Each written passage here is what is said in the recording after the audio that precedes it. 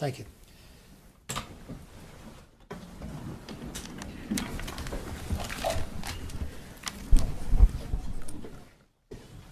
Councilor Brusevich, can you move the in-camera? I move that the Horizon report. I report to you that Sarnia City Council met in closed session on December 11th to discuss two matters of litigation or potential litigation and to receive advice that is subject to solicitor-client privilege. No votes were taken other than to give direction to staff. We also met today to discuss a proposed acquisition or disposition of land by the municipality. No votes were taken other than to give direction to staff. And also council met in closed session to discuss an appointment to the Court of Revision. No votes were taken other than to give direction. Staff were directed to notify the candidate of council's direction, and the appointment will be on the next public agenda. That's my report to you. I move that Sarnia City Council adopt the report of the closed meeting. All those in favor? That's done. Thank you. Any disclosures of conflict of interest? I see none. Okay, thank you. Our first public meeting is related to 655 Lakeshore Road, Baxter Park, and I'd ask the planning department to make their presentation.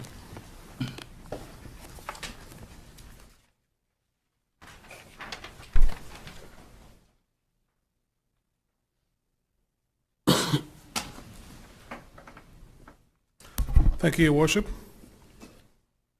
Members of Council, fellow staff members, members of the public. The application before you here today, it's a subdivision application that is initiated by the City of Sarnia for the property at 655 Lakeshore Road. This application is for the creation of 5 single detached residential lots that all front onto Lakeshore Road and 1 block for a proposed road widening. As shown on the overhead, the lots will be approximately, and I'll just explain to you the size of the lots. They're approximately 16.78 meters wide and an average depth of 709 square meters. That's approximately 62 feet by 7,600 square feet. The application before you came today as a result of decisions made by this council, first on July 11th of 2016, to declare the lands that the Kinsman Center sits on as surplus lands. Then in January of this year, 16th of this year, this council also considered an official plan amendment and zoning amendment to change the zoning from parks to urban residential and redesignate the property also from parks to residential. In July 10th of this year, council also directed staff to approve the application for official plan amendment and to present the bylaw that would implement its decision to amend the official plan and the zoning at that time, and to bring forward this application for subdivision for consideration in the future. The application before you is presented by staff with the intent that the city will be the developer of these lots, for the creation of these lots from start to finish, and for the eventual disposal of the lots individually. As noted on the overhead here,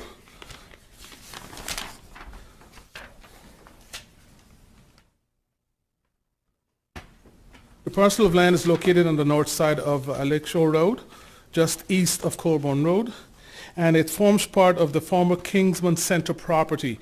The lands for which the subdivision will be developed is approximately 0.87 acres, which means that the rear portion on the hatched area on this overhead here would become part of Baxter Park. A bit of a background history which we've gone through with respect to this application and previously for the rezoning and official plan amendment application was that the property was acquired by the City of Sarnia in 1956. 1959, the parcel was sold to the school board for a school. The school was built and stayed on the property until 1980 when the property was resold back from the school board to the city. And the city has sat with the property with the Kinsman Center, property being developed and used as the Kinsman Club and other community service uses for the property. In 2016, as noted before, this decision declared the lands to be surplus, and then the city had different development concept which was presented to council for consideration, and the final subdivision application was presented to this council with only 5 development lots. The issues with regards to what staff review these applications relative to the official plan, the county official plan, and the provincial policy statement relates to the servicing of these lots. the existence of the trees on these lots and its proximity to additional parkland. Official plan and the provincial policy statements basically says that where vacant lots,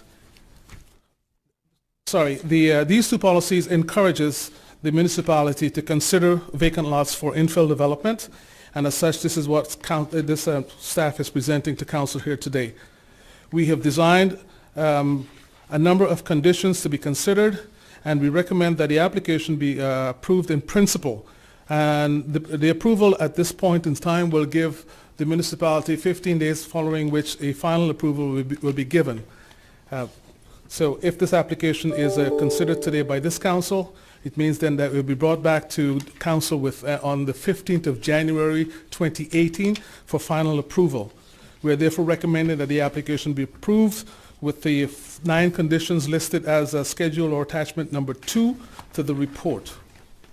Thank you. Hey, Mr. Williams, you had said that the city was the developer of the project. Are you talking about just the infrastructure, or you're talking about the whole sale of land? The developer, as in the context of the making sure that the council approves the development and the lands are serviced, so thereby the properties or the individual lots will be sold individually. Thank you. Anyone else? Councilor Mitro.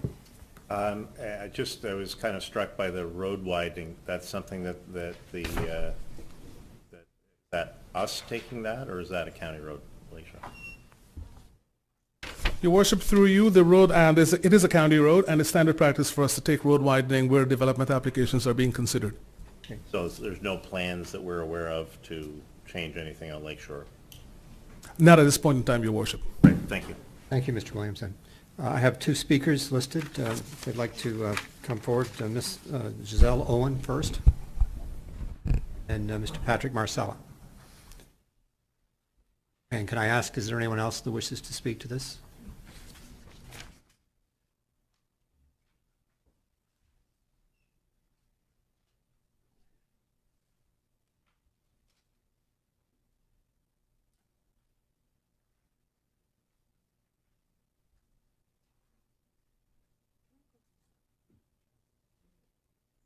Thank you. Good afternoon, everyone. Mayor Bradley, councilors, staff, and members of the audience. I'd like to start today by saying that I'm opposed to this plan of subdivision or any plan that requires all or a portion of a community park to be sold. The people who developed our official plan saw the value of parkland and strived to protect it by stipulating that it must not be sold. I'm sure a few of the councillors here today signed on to that official plan a mere 3 years ago in 2014. And that plan was in place when you declared the land surplus. So what's changed in 3 years? Certainly, we still value our parkland.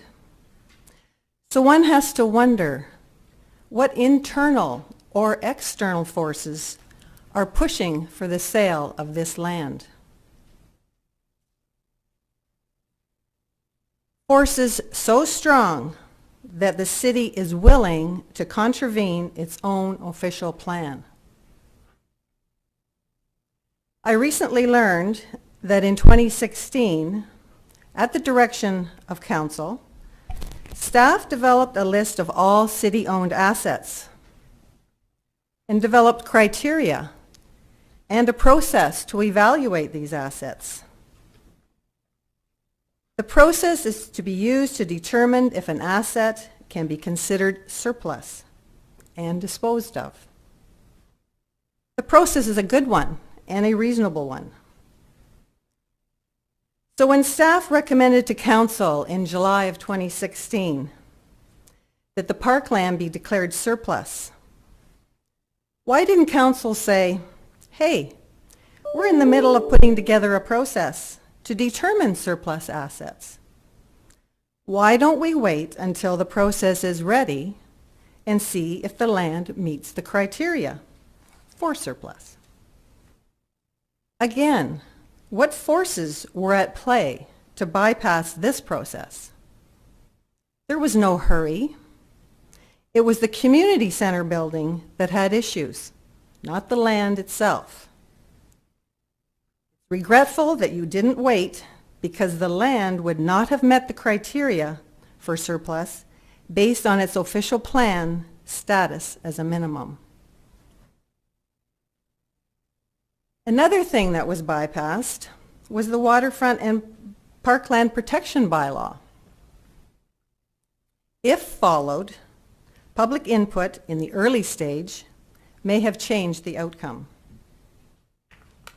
Bypassing this bylaw, the official plan, and the surplus asset process are all examples of staff and council not using the documents at their disposal to help them make sound and informed decisions on behalf of the public. If these documents had been followed, I believe I wouldn't be here today fighting for a portion of parkland that belongs to the people of this city. I'm supported on this issue by the overwhelming number of people who attended the public hearings, council meetings, public consultation meeting, and who signed our petition. All our parks are subject to the same risk by the precedent you're setting. I have to admit, I didn't know much about municipal politics until I got involved in all of this. One thing I've learned, though, is that a councillor can pass a motion on just about anything if they can get enough other councillors to support them. I believe it's not too late to turn this ship around, and I hope there's enough councillors who agree. I would like again to suggest, as I did in July, that a councillor put forth a motion to rescind the resolution that declared the land surplus in the first place. Thank you, and I wish everyone a safe and happy holiday season. Thank you. Councillor Bushy? Councillor Bushy? Just a question. As you know, I am on your side, and I voted against that. Date that, thank you. I'm not too sure what I can turn the ship around, but question for you. Is the Kinsman still interested in working with you to develop that area? The last I spoke to the Kinsman, and I'm not sure if there's a representative here today, but the answer to that question is yes, they are very much interested. Thank you. And I apologize, it's an emergency situation, I can't do anything about it. Thank you. I've got Mr. Patrick Marcella, if you'd like to come forward, please. Your Worship, just before we get to the next speaker, I would like to go to the head of Parks and Rec to determine, we've had it stated that that parcel was a piece of the parkland. I think that's been clearly set aside right from the beginning. This was a separate designation, just to check that. Your Worship, to the head of Parks and Rec. Through your worship, that's my understanding of that parcel of land, yes. It was never really considered to be part of Baxter Park and the operation of Baxter Park. Thank you. Councillor Brusevich? On the same side of the issue, basically what we have here, we're replacing concrete with concrete. Is that correct? I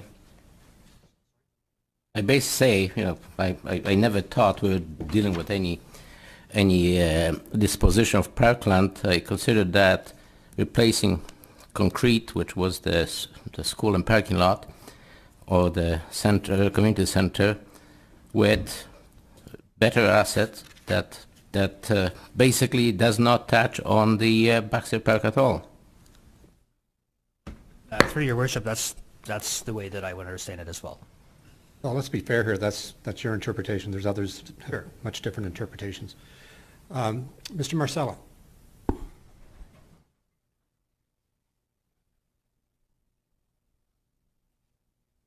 Then Mr. Latchfeld.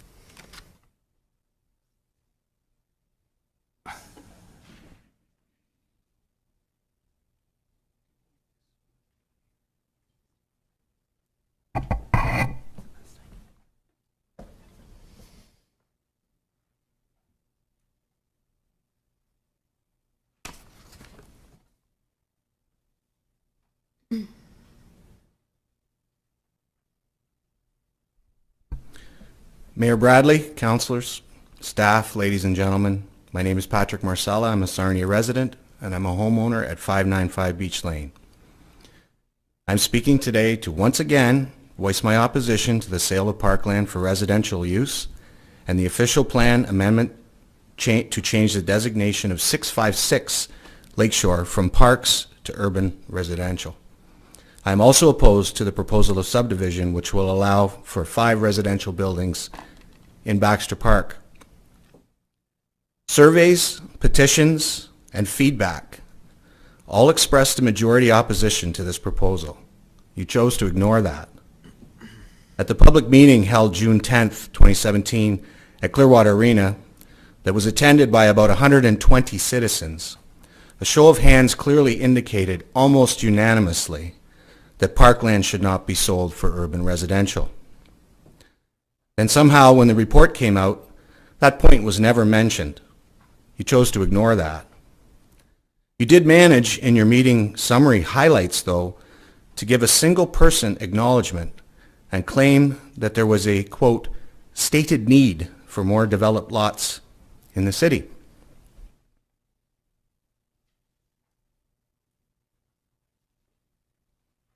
Let's talk about that.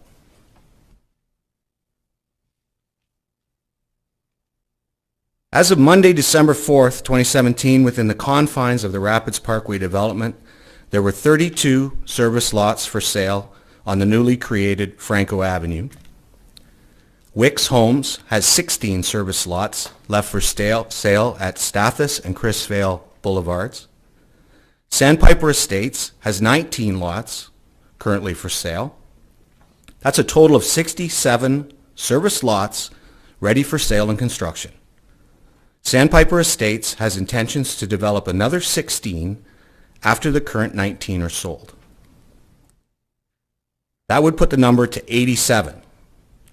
A few dozen acres still untouched.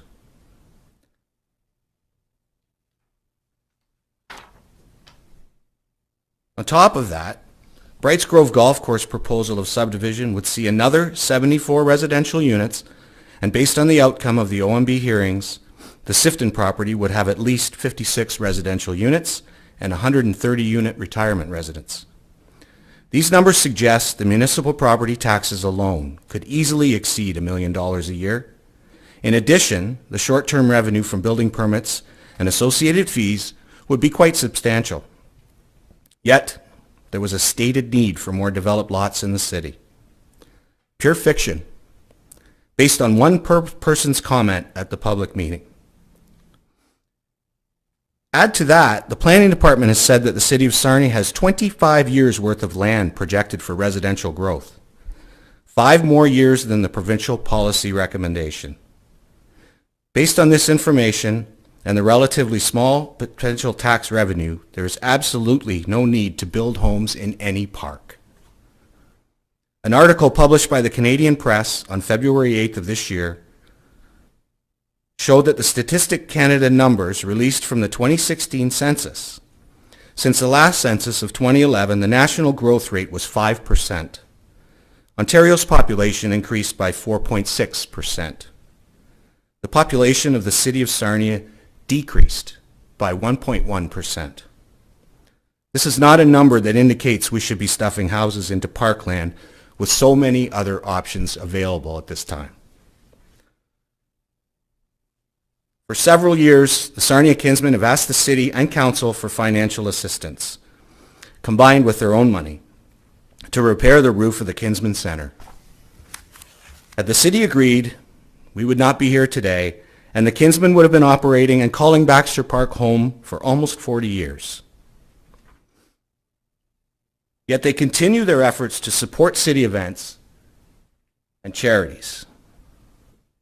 As in this photo, a check dated July 9th, 2017, $42,000 was donated to Lambton Charities. One day before council crudely slammed the door on the Kinsman's future at Baxter Park by choosing to fill that space with houses. A shame. Truly a crying shame. The persistent presence and contributions of this organization, despite the loss of their community center, continues to move forward on its goals and help our community. Congratulations to them, and we should applaud their efforts. The report to council on this subdivision boasted future real assessment, yet it has no financial evaluation included in this report whatsoever. Your profits on this proposal were challenged at the Arena public meeting, and you could not defend them. The impact studies in this report were merely responses to mass emails sent out to various agencies and departments. Not a single one of them mentions a dollar value on anything. Gas lines, power installations, sewer lines, water lines. On top of that, there are surveys, lot grading, road widening, sidewalks, curbing, legal expenses. All of these come at a price that is not transparent and does not exist in your proposal. Put a dollar value on what the city has spent so far and include that in the expense column. The environmental and archaeological assessments can end up costing thousands of dollars, yet you want to improve this invasion without knowing what the final expense will be. You intend, as per the report, to act as the developer for this entire transaction. This tells me that you think you have the experience to do so. Well, with that experience should come the knowledge of the expenses involved. Without a valid financial statement attached to this proposal, there's no accountability to the taxpayers whatsoever. No way to tell if you've achieved your projected income. No way for anyone to tell how far off the mark you may end up. The Sarnia Journal edition published on Thursday, November 23rd, 2017, had an article titled Centennial Park Improvement? A senior citizen asked City Hall for the Dow People Place to be put back the way it was. The city took away a very important piece of Centennial Park. Parks and Recreation Director Rob Harwood responded to the issue by saying, "We're hoping that we can expand on its use and draw other age demographics down to the beautiful waterfront." Baxter Park is waterfront. It's beautiful, and it was home to a community center. He went on to say, "I don't personally see us ever being done with making improvements to parks. We need to expand all of our spaces beyond those just used in the past." If I understand your statement correctly, Director Harwood, this whole process goes against everything you hold true to our parks. Now, I'm aware that a handful of councillors have been all for the sale of parkland from the start of this whole affair, and I'm sure they will continue to attempt to do so. I'm also aware that a handful of councillors are vehemently opposed to this sale and do not want to start selling parkland to make way for houses. I'm also very certain that the rest of you have struggled with your decision regarding this issue. So I ask you, councillors on the fence, this is your time. I ask you to put a motion forward tonight to rescind the resolution that declared a portion of Baxter Park surplus in the first place. Thank you. Thank you, Mr. Marcel. Mr. LaChapelle?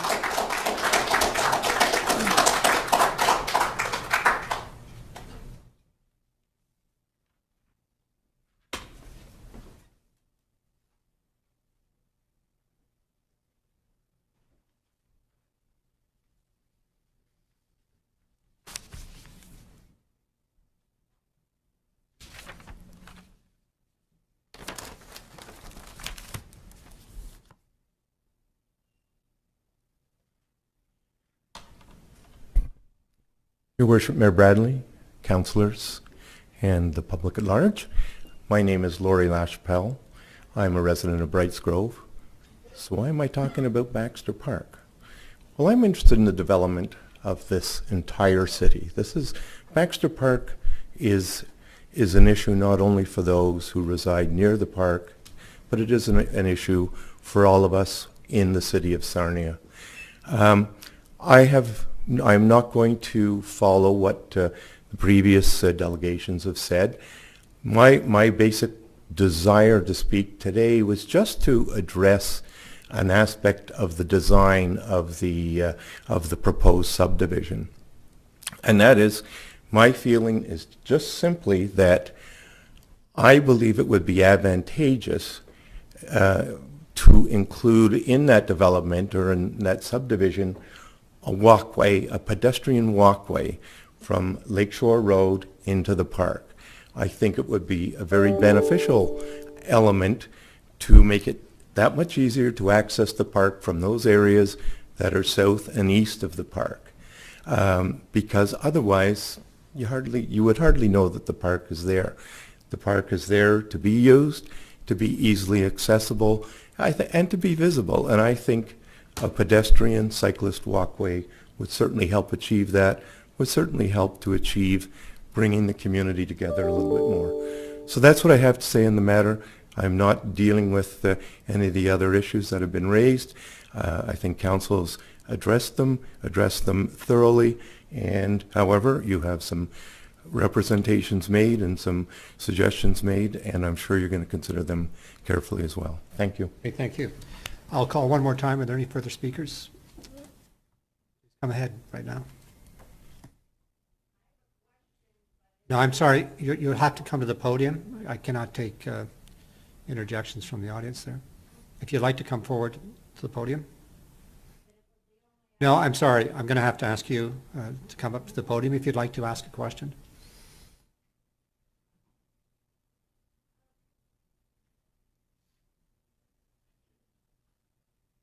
And that way the public can hear you too at home, so.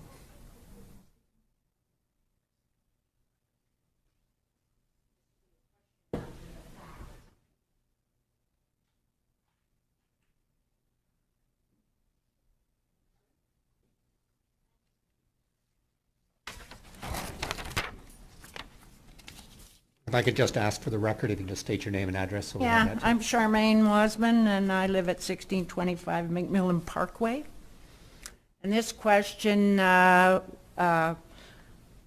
would be after council makes a decision one way or the other.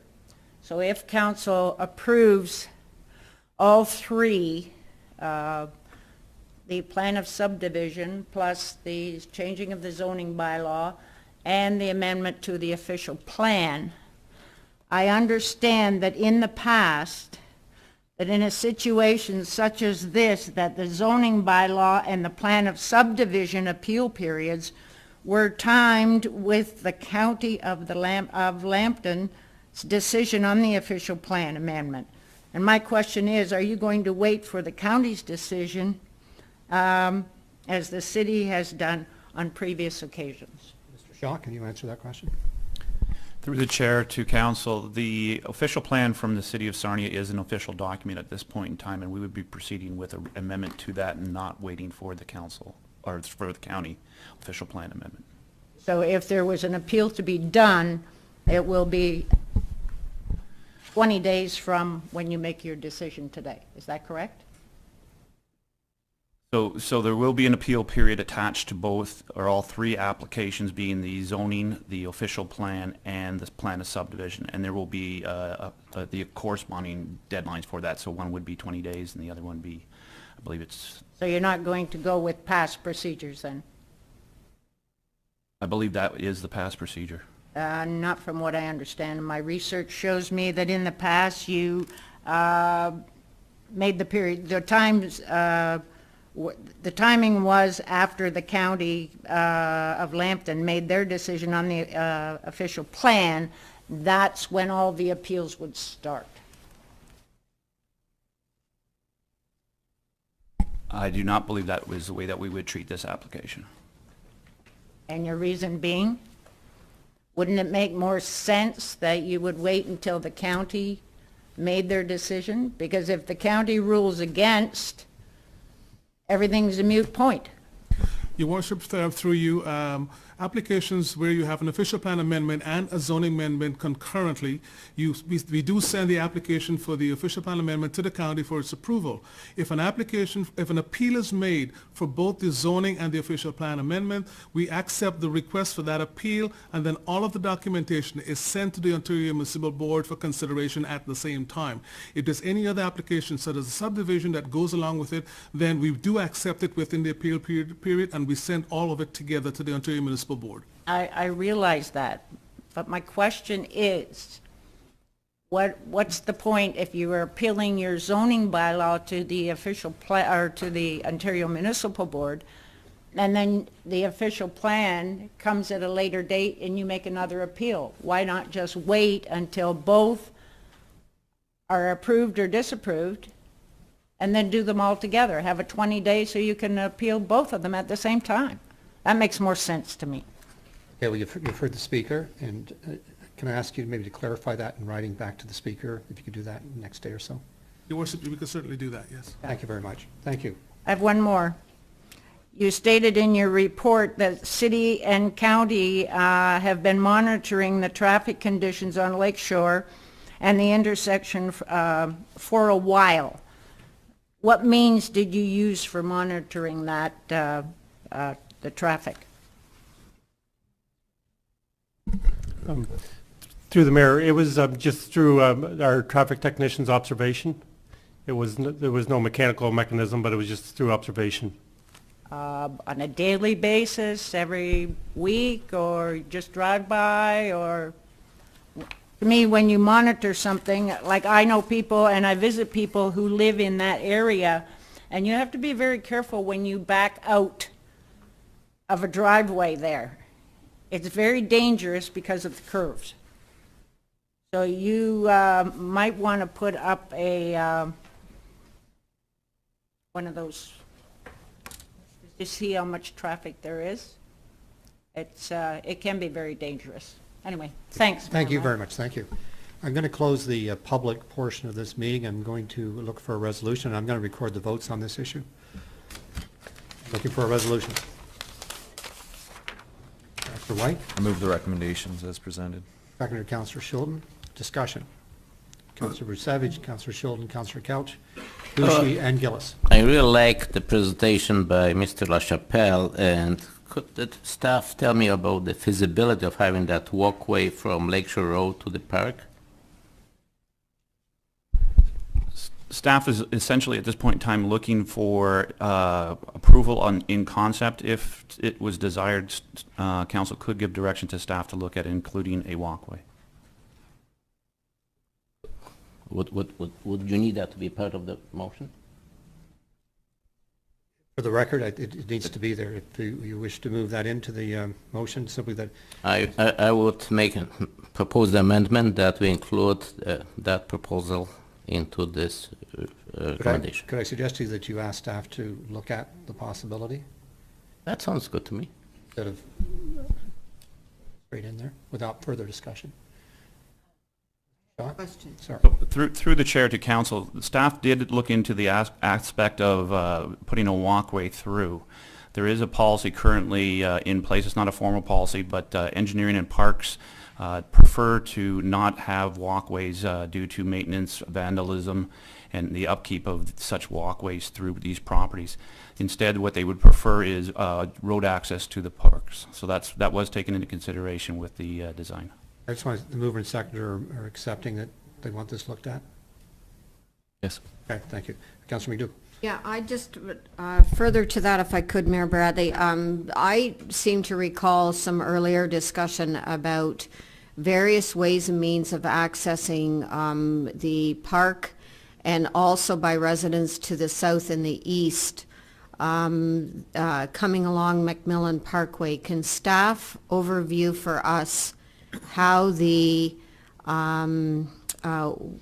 pedestrian access works at the end of Beach Lane where it approaches Macmillan Parkway? So I do believe there's a pedestrian right-of-way there that was left at the time of construction. Is that correct, or is my memory off? I'll ask Mr. Williams to put up the graphic, but there is actually a walkthrough at the end of, on the upper right-hand corner of that document there, at the end of Beach Lane. There is a walkthrough that is accessible. The other thing that was looked at by staff is from the southeastmost corner of the development to walk around to Coburn Road and to access the park is an additional 200 meters. 220 meters, sorry. Okay, thank you very much. Other speakers, I got Councillor Schultz, Councillor Couch, Councillor Bucci, and Councillor Gillis. Thank you, Mayor Bradley. Just, I think, important to point out a fact, because a lot of things were said tonight. Fact, this is not parkland. Fact, we are not selling a park. Fact, there is no plan for this council to sell off the parks within the city of Sarnia. Council declared this land as surplus. Baxter Park will still remain, and council moved to approve this application. And why? Because it will benefit everyone in this city through the sale of the land and through future property tax. Councillor Couch, Councillor Bucci, Councillor Gillis, Councillor Brusevich, and Councillor Mitchell, then I'll call the question. Thank you, Worship. Well, I can read the tea leaves here. I'll be on the losing side of this, but I didn't support this when it came up before, and I still don't. Although I understand both sides of the argument, for me, the issue is that if it's not technically parkland, which it isn't, the perception of the vast majority of the public in the area is that it is, or has been, and perception is reality for those folks. So on that basis, and simply because I think it's not the right thing to do for that area, I will be voting against this. Okay, thank you. I've got Councillor Bucci, Councillor Gillis, Councillor Brusevich, and Councilor Mitro, and then Councillor Your White, and I'll Worship, call the question. Your Worship, as you know, I voted against the development of this area. And I mentioned at that time for a few reasons. There has been consultation, meetings, public hearings, neighborhood meetings. Why did we do that? To find out how the public wants and what the neighbors want.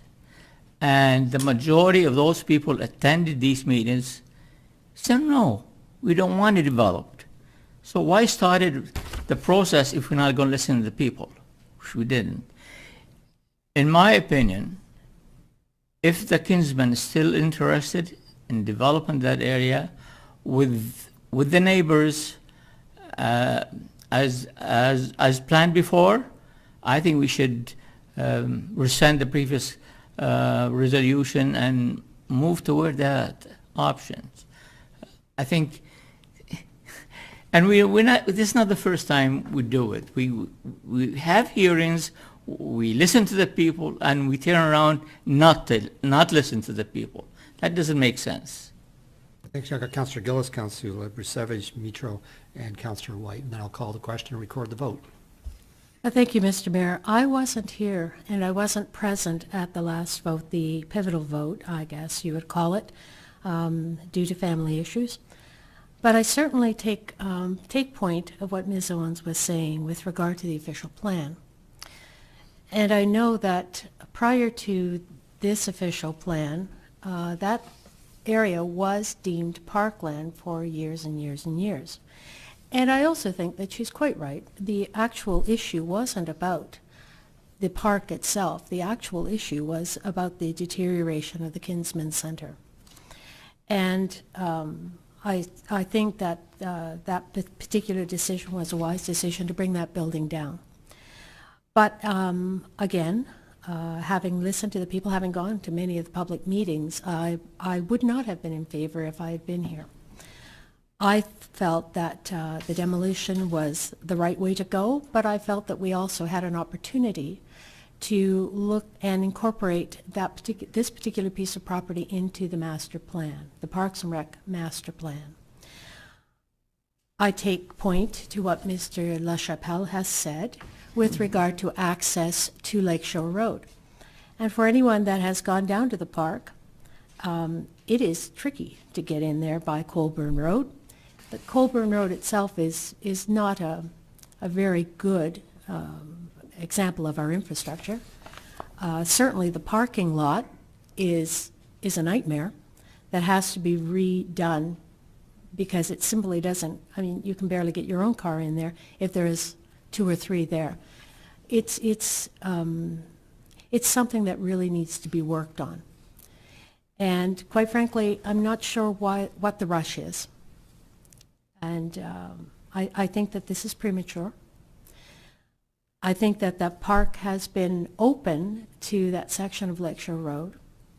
And again, to Councillor Kelch's point, the perception that it's park is the perception. That was the reality before this last official plan was approved. So with that in mind, and I have always been consistent, I am not in favor of selling parkland, never have, never will be, and I will not be approving this. Thank you. I've got Councillor Brusevich, Mitro, and White, and I'm going to call the question.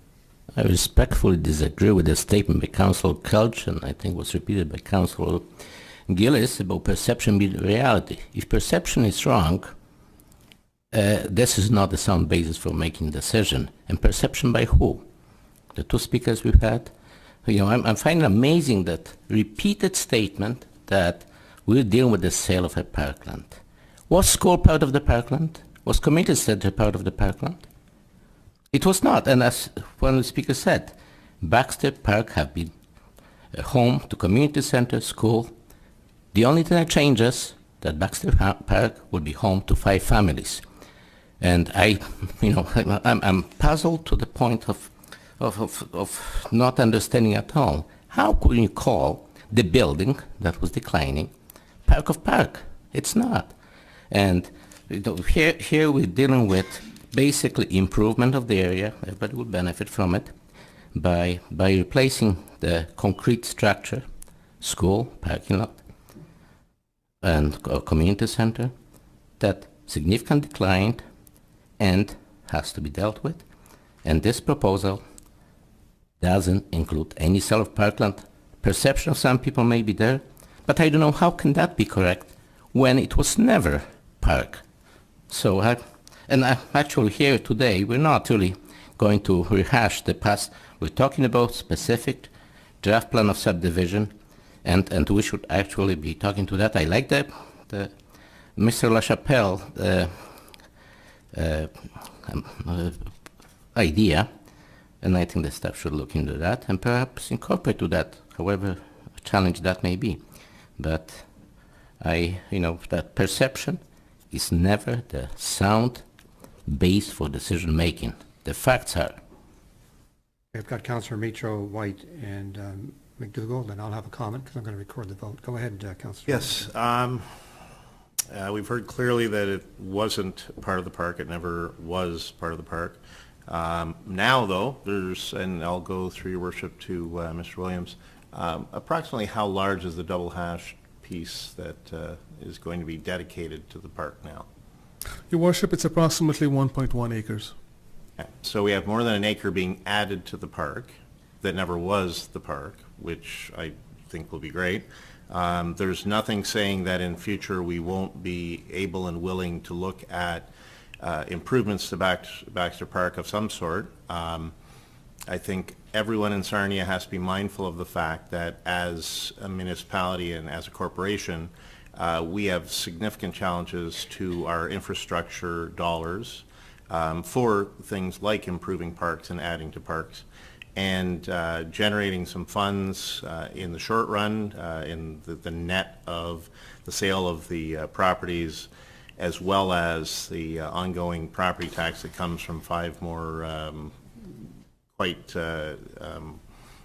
solidly medium, maybe more valued properties in the city will help us with our infrastructure deficit, which is monumental. So I think we have to look at our opportunities when they come up. I saw this as an opportunity from the beginning. I was in favor of doing more, but adding a chunk to the park has been a great thing. So I'm going to be supporting the motion. I think it's a great idea.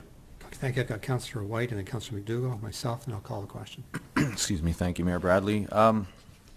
So of that portion that is being added to the park, I see parking lot. So my first question is that going to be remediated as part of the site development and restored to grass or some other park amenity? That's my first question. Your worship, yes, the PO has been issued for the demolition of the parcel of the building and a remediation of all the hard surfaces to green space. So that area that is now being used as a parking lot will be covered over with grass at the end of the demolition period. Okay, thank you. And my second question does involve accessibility to the park. So I understand that access from, I guess we would say, the southeast corner of that development to the entry to the park off of Colburn Road. Could you repeat again the distance on that for me, please, and then I'll ask a question? Was that did I hear 220 something meters?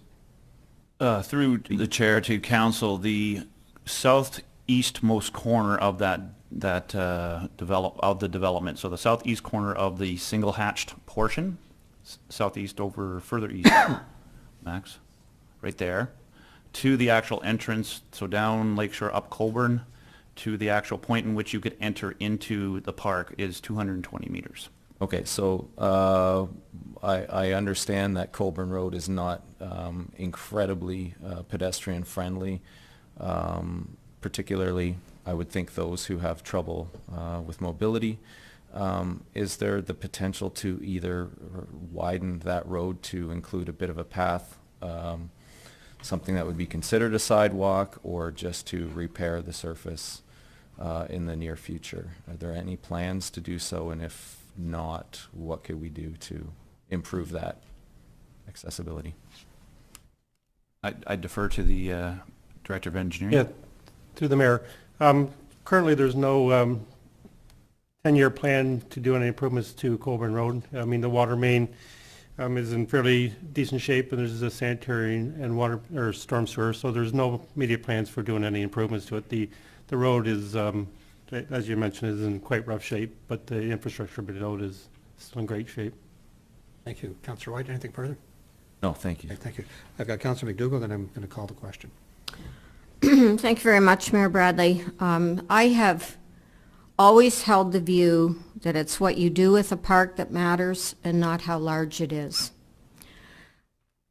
I also concur with my colleague, Councillor Bruzewitz, that the park, as it has been known as Baxter Park, and the property that was sold off in the beginning, 1959, to develop the school, at that point, that land fell away from the Baxter family holdings and it became a school.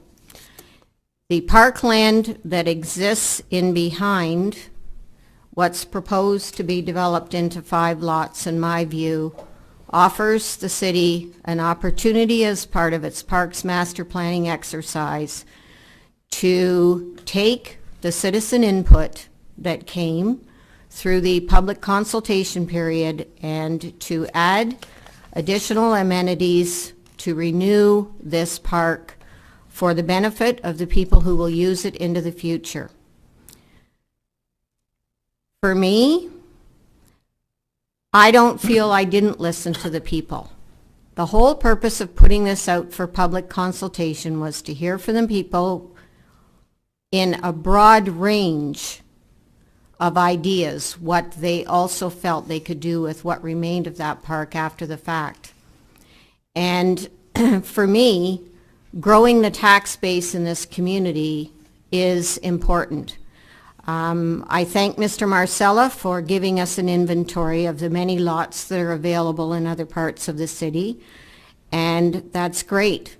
People want to live in, there are also people who would like to live in built-up areas of our city for access to other amenities as well. So for me, the opportunity to improve the park in the future is still there. From the time we made our decision in the early part of the summer to when I finally put my bike away, every time I rode by that park, I looked for people in the park. And the fact that I didn't see people on my rides is irrelevant. I'm sure the people who live in that area are using the park. And furthermore, I believe the people that have enjoyed Colburn Road Beach for many years will continue to use the parking lot and access through the extension of Colburn Road towards Beach Lane to continue using what some fondly refer to as Baxter Beach. So I don't feel we're losing a valuable park asset at all. In fact, I have held the view from the very beginning that as we sold off some of the parkland through our Parks and Recreation Master Plan, we would take some of the funds from the sale of these properties and turn back to that area, improved amenities in the park. And I remain with that opinion, and I remain that with the idea that building and offering a range of housing opportunities is the way to go. And if we want to think further about providing access through, I'm willing to do that. However, people who are interested in active transportation, the distance they would actually have to travel further to the intersection is not far. So I remain where I was in the beginning, and I'm willing to balance the opportunities of selling off this property for 5 building lots to gain some revenue to put future amenities into an improved Baxter Park that will be equally enjoyed by the people who live in that part of the city, and 5 new families that will settle in the 5 building lots. Okay, I'm going to record the vote, so I've got a couple of brief comments. One is, you can argue the parkland issue back and forth, but the reality is you're still taking public property and turning it into value for real estate interests. That's the first time this has happened in a long time in my memory.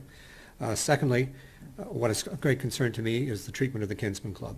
They stood in this chamber several times looking to work with us to come up with solutions to renew the building or to build a new building, and that was rejected. Thirdly, and this discussion has taken place here before, the principle the city's adhered to over the years has been any money from the sale of land goes back into the land reserve for future land acquisition. It doesn't go in to keep the tax rate down. It doesn't go to other areas. And if you move away from that principle, you're moving into some very dangerous territory, because we will have the need, and I think of downtown in particular, to purchase land in the future. So with that, I'll call the vote, and I'll record the vote. Those in favor of the resolution, which is to approve the rezoning the official plan amendments: Councillor Schulten, McDougall, Rusevich, White, and Mitro. Those opposed: Gillis, Bouchy, Kelch, and myself. So that motion passes. If we can move on, because we do have a number of delegations, can I have the Dragonfly group please come forward now?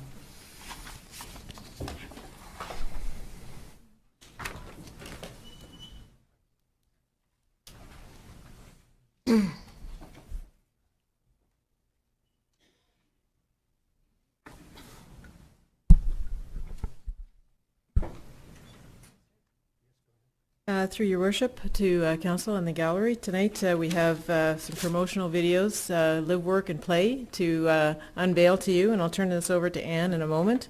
The videos were initiated by Peter Hungerford, former Director of Economic Development, and he retained Dragonfly Media, who had successfully completed the Sarnia Harbour video.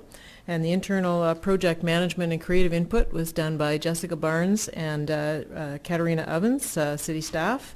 The production budget was about $9,040. It was funded from the 2016 and 2017 marketing accounts of the economic development budget. And here today with me is Anne Lannon from Dragonfly, who will introduce the videos and show them to you on the screen. Thank you very much. We're very pleased to be here today to launch the city's new website videos. Our goal was to showcase the beauty of our city and the many amenities and opportunities available here. Our challenge was to highlight as much as possible in 3 2-minute videos for the city's website in the Living Here, Doing Business In, and Things to Do sections. Hence the videos we call Live, Work, and Play. The videos also premiere the city's new tagline, The Place You Want to Be. There's an abundance of great content on your website, but it's all text. It really needed some captivating and engaging video to draw in your website guests and to wow them. We determined the main target audience as individuals and families considering a move to Sarnia for educational and employment purposes, people looking to relocate or start a business here, and seniors looking for a wonderful place to retire. So these videos are guides to the city, as opposed to tourism videos. We hope the citizens of Sarnia will view them with a great sense of pride. And for Dragonfly Media, this project was a true labor of love.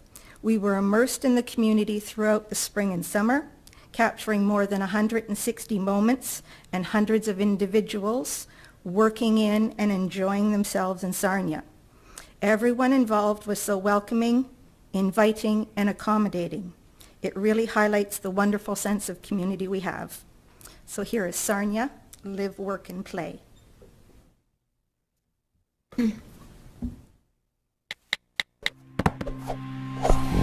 An ideal place to call home, Sarnia truly has it all.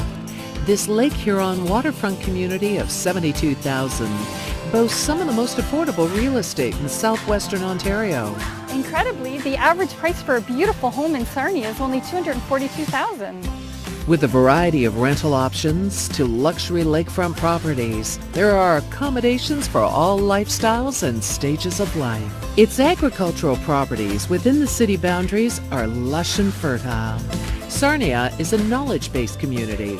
With more than 90 full and hundreds of part-time programs, Lambton College embraces the continual development of the region and the industries that sustain its educated and skilled workforce. With 50 years of community support, Lambton College has grown to become the #1 applied research college in Ontario. And our graduates, nurses, firefighters, and the power engineers are leaders in their professions. Health and wellness services are readily available with holistic care, walk-in clinics, emergency services, and the reputable Blue Water Health, providing patient-centered hospital services. Here at Blue Water Health, we feel both proud and fortunate to have a modern and new facility. We have a great dedicated team of specialists and state-of-the-art equipment and technology. Sarnia has built its reputation on being a kind, caring, and compassionate community. A small town feel with an international flavor on spectacular blue water. It's easy to see why home is where the heart is. Sarnia is beautiful from any vantage point. Sarnia, the place you want to be.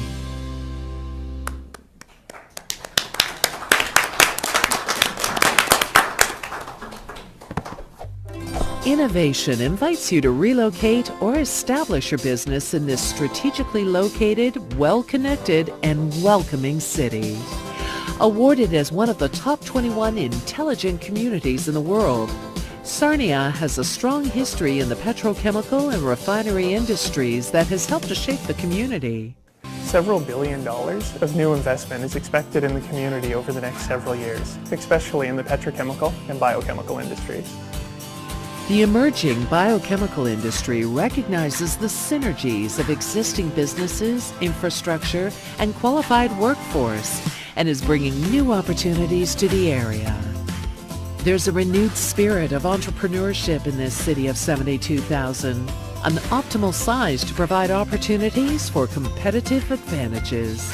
Growth in the arts and culture community is creating a buzz across the province. The area features the availability of ready-to-be-developed and developed lands for industrial, manufacturing, and commercial businesses with reasonable property tax levels, including the Sarnia Business and Research Park.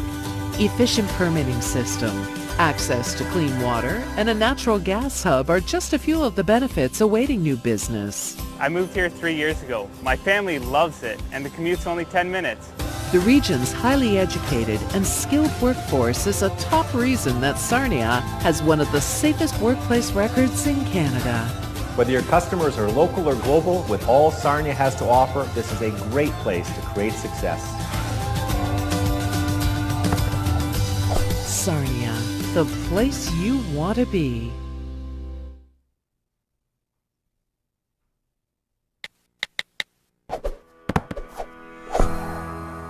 Sarnians work hard and play hard, and with the multitude of professional, organized, and leisurely activities that abound here, boredom just isn't an option.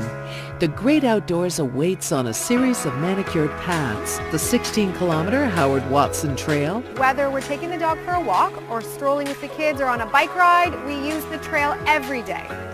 at 3 beautiful waterfront parks and an abundance of challenging golf courses. There's no need to escape on summer weekends when you live on the beautiful sandy shores of Lake Huron. Pick up a paddle, a golf club, or set sail for some fun in the sun. The possibilities are endless. The city enjoys a vast selection of organized sports for all ages, whether recreational or competitive. And if being a spectator is more your thing, the community fully supports its Junior A Sarnia Sting Hockey Club. When it's time to head out to enjoy some entertainment, Sarnia boasts a thriving arts community, from an established live theater to a world-class art gallery. It's all here. Even with the small-town feel, it features some big city shopping experiences in its downtown riverfront and Lambton Mall shopping district. And with such a vast array of dining options throughout the city, there's something to please all palates. We love it here. There's no better way to spend an afternoon. It's easy to see how to live life to the fullest in Sarnia. Play your own way. You never know where it might lead.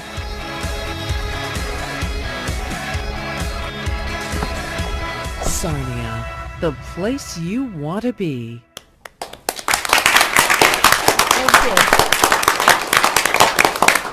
Thank you very much. Well done. I did want to acknowledge, too, that Janice Moore in the mayor's office arranged all those celebrity interviews, which was quite the challenge. So thank you very much. Well done. We have the health community group, the public health group. If you'd like to come forward, please. And then I have 3 other speakers after that, and we'll move through them and then into the regular agenda.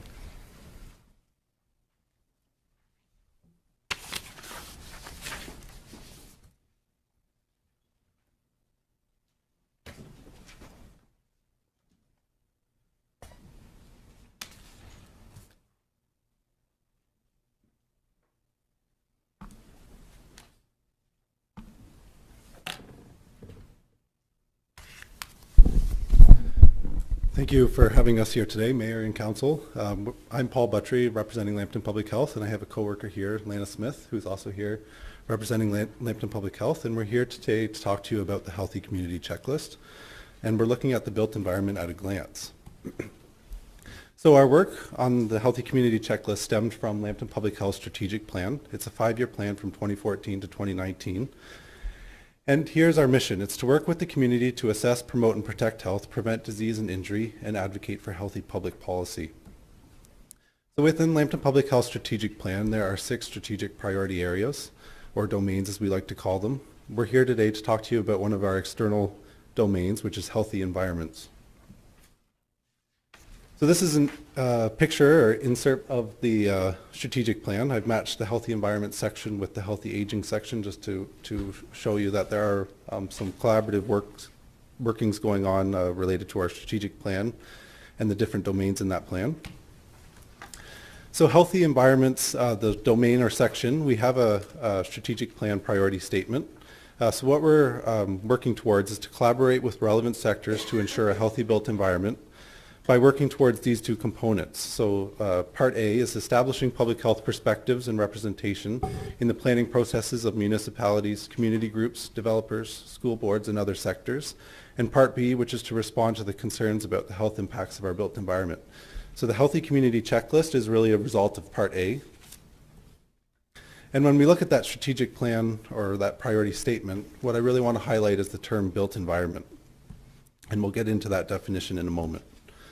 So you're going to ask who's been working on this to bring this work to you. We have a multidisciplinary team at Lambton Public Health working on the healthy environments domain, which is made up of health promoters, a public health inspector, a public health nutritionist, a county planner, and we also have an LPH management representative on our team. And what's unique to our team is that we have a county planner on our team to give us that different perspective as we work towards work on the built environment. So the Healthy Environments team has an action plan. We have 3 broad goals. One is to increase awareness of built environment health impacts. Another is to have policy input opportunities with our stakeholders, and we want to have strong and effective partnerships moving forward. So here's the definition of the built environment. It's a broad definition from the Public Health Agency of Canada. The built environment is part of our physical surroundings and includes the buildings, parks, schools, road systems, and other infrastructure that we encounter in our daily lives. And when we look into that definition, what I really want to highlight here is what happens on a daily basis and how we're interacting with our physical surroundings and how that might impact our health. Here's a short video. Hopefully this...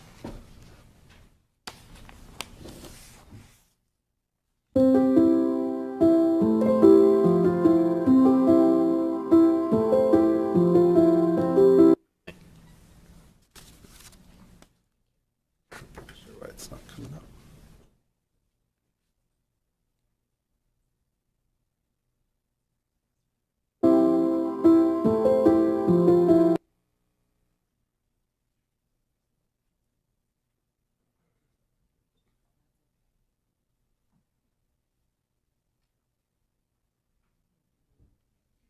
Is there any...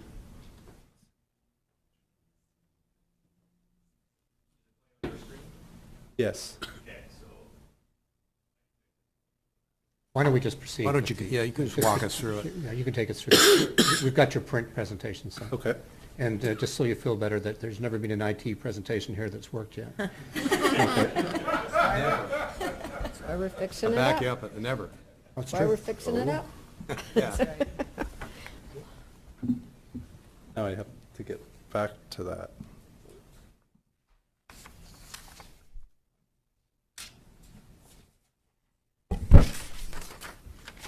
Sorry.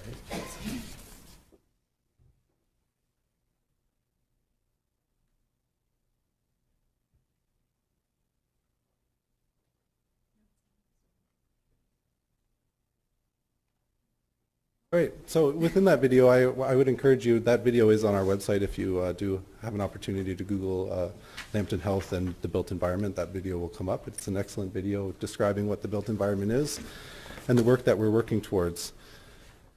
So it's not on my screen, so I'll look up here. So in that video, we actually highlight these statistics. So 65% of Lambton County adults are classified as overweight or obese. And we do have an aging population where 31% of the population is projected to be age 65 and older. So our interactions with the built environment can impact our physical health, our mental health, our safety, our sense of community belonging, and the economic health of our community. And we're working towards these 5 themes: transportation networks, food systems, neighborhood design, natural environments, and housing. So in 2016, we did a stakeholder survey of built environment stakeholders across the county. It included all municipalities, including the city of Sarnia. We found that 24% were not familiar with the term built environment, but we did find that 93% believe Lambton Public Health has a role in influencing a healthy built environment. And so with that 24%, we did find that we had an education piece to do, and so we're performing this presentation to each municipality across the county. Within that stakeholder survey, we also found that healthy neighborhood design was identified as the most important built environment aspect impacting health in Lambton County. So after the survey was complete and we compiled the results, we did a focused follow-up group to inform the development of Lambton Public Health's next steps, as well as the development of a key message document. So what we've developed is the Healthy Community Checklist. It's looking at the built environment at a glance. We have copies here. Everybody get a copy? Yep. So it is an interactive self-assessment tool. It's organized into the 5 themes of the built environment and a section on where to start. Here's an image. I think you all have it in front of you now. So here's the section on where to start. It asks you a series of questions. So have you considered these checklist items when you're working towards a healthy community? I'm going to get into each theme. I won't identify each checklist item, and we're not expecting each municipality to be working towards each item, but these are general items you'll find under the theme, transportation networks. But we did highlight some examples from each municipality. So here in the city of Sarnia, there's some excellent examples of healthy transportation networks, and you'll find those throughout the city. Healthy food systems, here's an example, the Sarnia Farmers Market. Healthy neighborhood design, Again, it includes the redevelopment work that's already been done here in the city of Sarnia, especially as it relates to downtown. Healthy natural environment, so you'll know this is an image of Canatera Park. That's part of that theme. And healthy housing, here's another example from the city of Sarnia. So what our municipal call to action and what we're here today to do is to ask you to designate staff to complete the built environment checklist and the supporting document, to liaise with Lambton Public Health as needed, and to report back using the supporting document on the state of the built environment in your community. So here's the self-assessment tool, or the supporting document that goes along with the checklist that's being provided to the clerk. It's an easy-to-use 3-page tool, like I said, and that can essentially act as your report back to council if you decide to move in that direction. So again, connect with Lambton Public Health to examine any evidence, partnerships, assessments, grants, and support for a healthier built environment. And what we're going to do is use that report back to council to inform to inform a built environment roundtable event in 2018. And where are we going? So when we look at our strategic priority statement, we're working towards these two items. We want to establish public health perspectives with our stakeholders on the built environment, and we want to have effective response to any built environment concerns and a focus on a healthy built environment by 2019. That's it. Questions? Councillor Couch.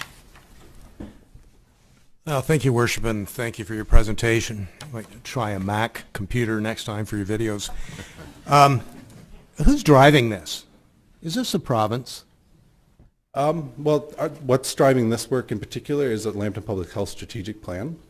And so our strategic plan identified the built environment as a priority area for our community, so the broader community of Lambton County and the city of Sarnia. And is there a budget for this project? Well, what we're working towards is policy input opportunities for Lambton Public Health. And we want you to do a self-assessment using the checklist to identify areas that you can work with Lambton Public Health more closely on the built environment and to promote a healthier community. So it's just part of your job, really? Yes. Okay, thanks. Okay, would council like to move that resolution? Councillor McDougall, Councillor White, all those in favor? Thank you very much for your presentation. We have 3 other speakers. If I could move to Sandy Campion. I presume you're going to speak again from the audience? Yes, go ahead, please.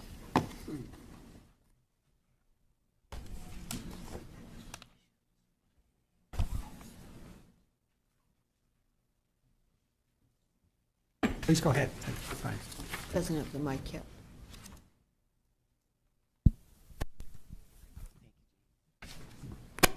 Good afternoon, Mayor Bradley, members of council, all the people in the gallery, and anybody watching this at home. Speaking today regarding the proposed automated phone system that City Council and management wish to install here at City Hall. I don't know if any of you have ever experienced an automated phone system, but it isn't pleasant. I have on numerous occasions called government offices and businesses that have automated phone systems, and you can be put on hold for up to an hour and still not reach an actual person. Or you can be directed to leave a message which will be answered within the next 24 hours. If you call on a Friday, that would mean the call wouldn't be returned until the following Monday. If the following Monday happens to be a holiday, then not until the following Tuesday. Also, with your proposal to shorten the City Hall working day by half an hour, this will prevent a lot of people from being able to call on you or to pop in to see you after they finish work themselves. And if there's no skeleton staff put in place for the Christmas and New Year's holidays, City Hall will be a ghost building. Walls only, and no personnel. It is being made more and more difficult in fact, almost impossible for the general public to have any contact with City Hall.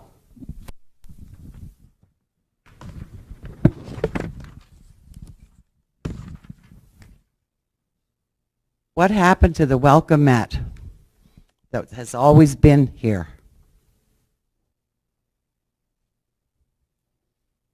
First, you put up a wall to segregate the employees from the mayor. And now you're putting up walls between City Hall and the general public. This is not good at all. This is creating really bad vibes all around. We are a small city with a population of 73,000 people. Trying to compare us to a city the size of London, Hamilton, or Toronto, with populations of 400,000, 747,000, and 4 million, respectively, is not really a comparison. It's like comparing apples to oranges. There is no comparison.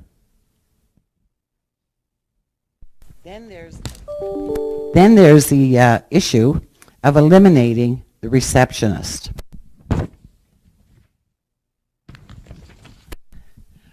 When people walk into the front lobby of City Hall, they like to be greeted by the receptionist. If you have any questions, she's there to, or he is there to answer them for you. It makes it much more enjoyable and welcoming. Like I said, what happened to the welcoming mat?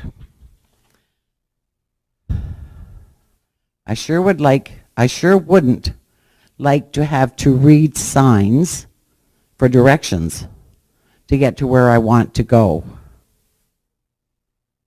That being said, there's an even bigger issue.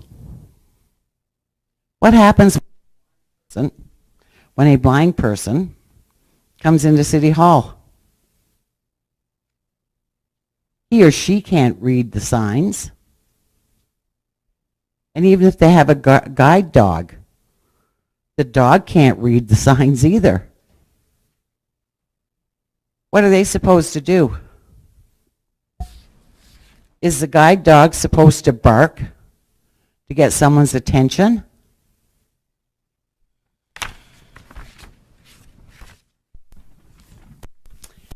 Is the blind person, they don't know whether he or she is supposed to shout to the rafters to get someone's attention.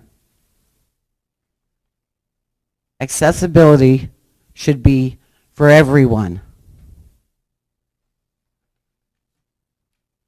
How to help someone who is visually impaired? Approach, ask, assist. Approach. If you suspect someone may need a hand, walk up, greet them, and identify yourself. Ask, would you like some help? The person will accept your offer or tell you if they don't require assistance. Assist, listen to the reply, and assist as required. I'll be anxious to hear your answers to these questions, and I will be to answer any questions you may have for me. Thank you, and I'd like to wish you all a very Merry Christmas. Are there any questions? Thank you. Thank you so much, Sandy. Are there any questions? I see none. Thank you so much. I've got Mr. Ken Swirsky, if you'd like to come forward.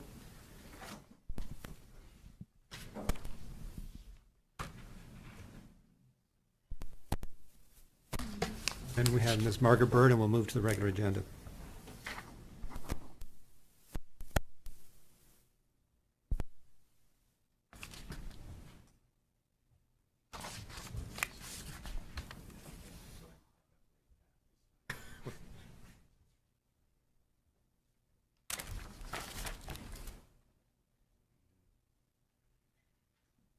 Your Worship, staff, members of council, people that are in the gallery, and our TV6 audience. My name is Kenneth Swirsky.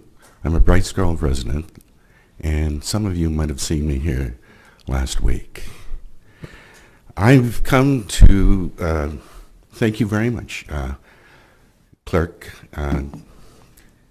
It's wonderful being allowed as a taxpayer to be put on the agenda, which is a very important part of the democratic process, to talk to you about the procedural bylaw process for deputy mayor. My comment is, don't do it. Please do not do it. I looked in the Municipal Act, and I was looking for a definition of deputy mayor. Could I find one? Is there one in there? Is there one that would apply to this? Or is this something which we're looking at to incorporate on our own? I know other communities do have it. Brings out the question, if we're going through a process, why are we going through the process? Is there a determined need? The past 40 years have proven the fact that it has been used as a training process, that each councillor has sat in the chair of being chairperson. Am I incorrect in that? I would like to know. Right now, the optics don't look good. And Councillor, through the mayor, Councillor Gillis, I'm sure that you realize that if it went through, it just does not look good at this point. And this is what we're dealing with. Through Chair, Councillor Bruce, you talk about perceptions, as we all have, become reality. I don't think the climate is there right now to push this issue, because there are more important issues for you as councillors to deal with. And, you know, I do respect what you do. I've talked to other councillors, and the situation that you're dealing with is that there's 1/3 that the public sees, then there's the 2/3 which you see, and which going through the agenda, and then I realize again how difficult it is to be a councillor and sift through all that information and come up with cogent strategic plans. All I'm saying as a taxpayer, just don't do it. There are other options out there, which I will not address at this point because I don't want to defer from topic. Now, I have also provided to Clerk a suggestion that if there are other areas out there, she has been provided with, and she will provide you with the link to the City of Mississauga in regards to procedural bylaws, and that it's there's like 600 odd pages there, so there's no point in killing trees. Anyway, again, in conclusion, and I think I'm well under my 10-minute allotment,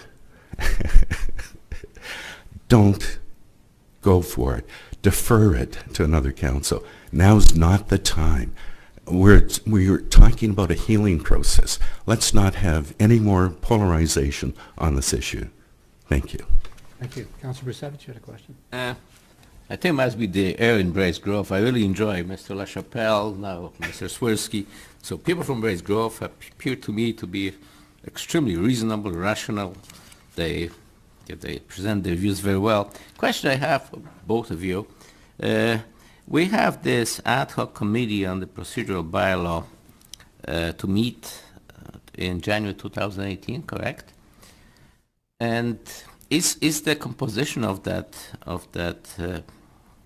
committee still possible to extend? Like I thought people like Mr. Swirsky will be very valuable contributors to that.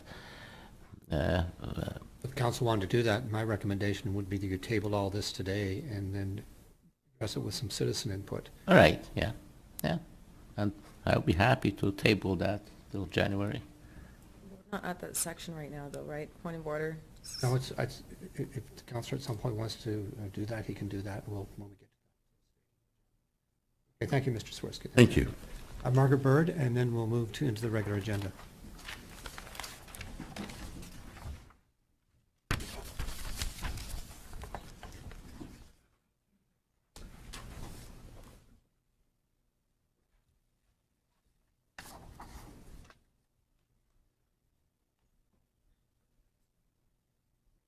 We have to have a trilogy. I'm also from Brights Grove, so it's our evening.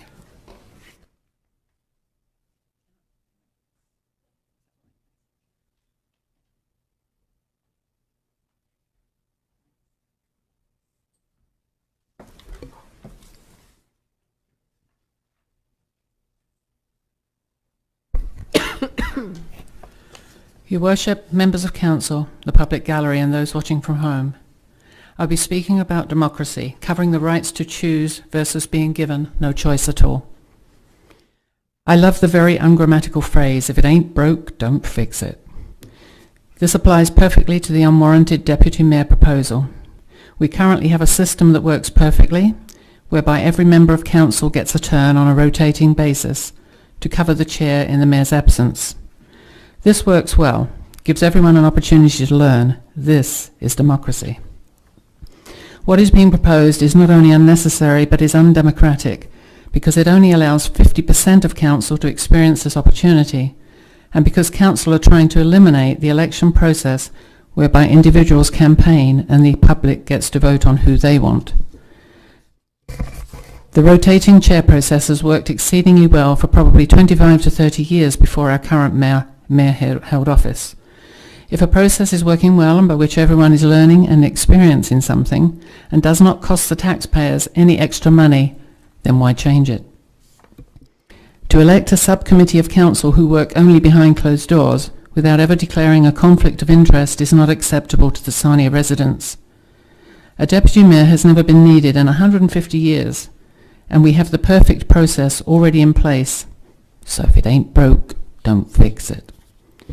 The procedural bylaw or rules of order shouldn't be changed at a whim every time Council wants to change something to allow for an undemocratic move on their part. The rules of order are in place to guide those on Council to do the right thing the right way. Nowhere in that document does it even suggest that councillors can change this document and its subsection bylaws to suit their own agendas. The proposed deputy mayor is not the only issue. There are significant changes and serious issues contained in the proposed rules of order that will give the clerk the ability to deny people arbitrarily the right to speak, as well as giving the clerk the power to object without anyone else knowing. I don't know what's happening at City Hall and in council chambers lately, as the environment is so toxic. The internal workings are being facilitated, but all public input and debate is being stifled. Under these new proposals, the public will be prevented from speaking more than once on the same issue. Changes happen in the community all the time, and even if a particular topic has already been addressed, the ongoing changes sometimes necessitate further public consultation, and moving the deadline for delegation requests to Tuesday at noon is ridiculous, as people need to know what is on the next agenda in order to see if there's anything that they wish to speak about. I would suggest that the agenda comes out on Tuesday prior to the meeting and the request for delegates be left as it is on Wednesday prior to the meeting. This is called democracy, working with the public instead of against them. And why leave the clerk to decide on what is municipal jurisdiction, whatever happened to the rules of order? What were the actual dates, i.e. the referenced 21 days that were apparently offered to the public for input? Didn't see that anywhere. Where did you place this important notice? And who was on the ad hoc committee to which you refer constantly? There was not a delegation outbreak on November 20th, operative word being delegation. However, there were verbal challenges to the chair and council for eliminating the public input section of the pre-budget meeting, which was incidentally on the agenda as an item.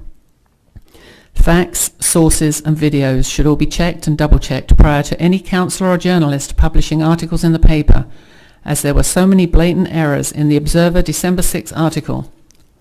If anyone has a right to protection and security, I feel it is the public, as we are not the enemy.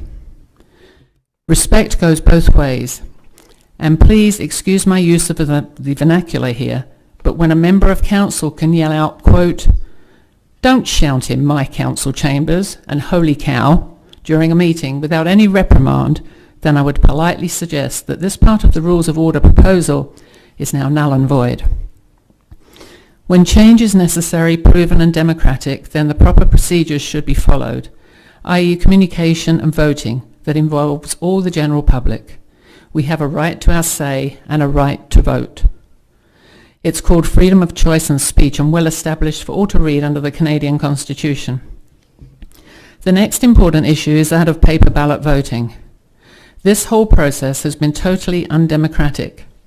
Earlier suggestions had been placed before Council to add the question of electronic voting to the ballot box for 2018 election and let the people have their say and continue as per the outcome.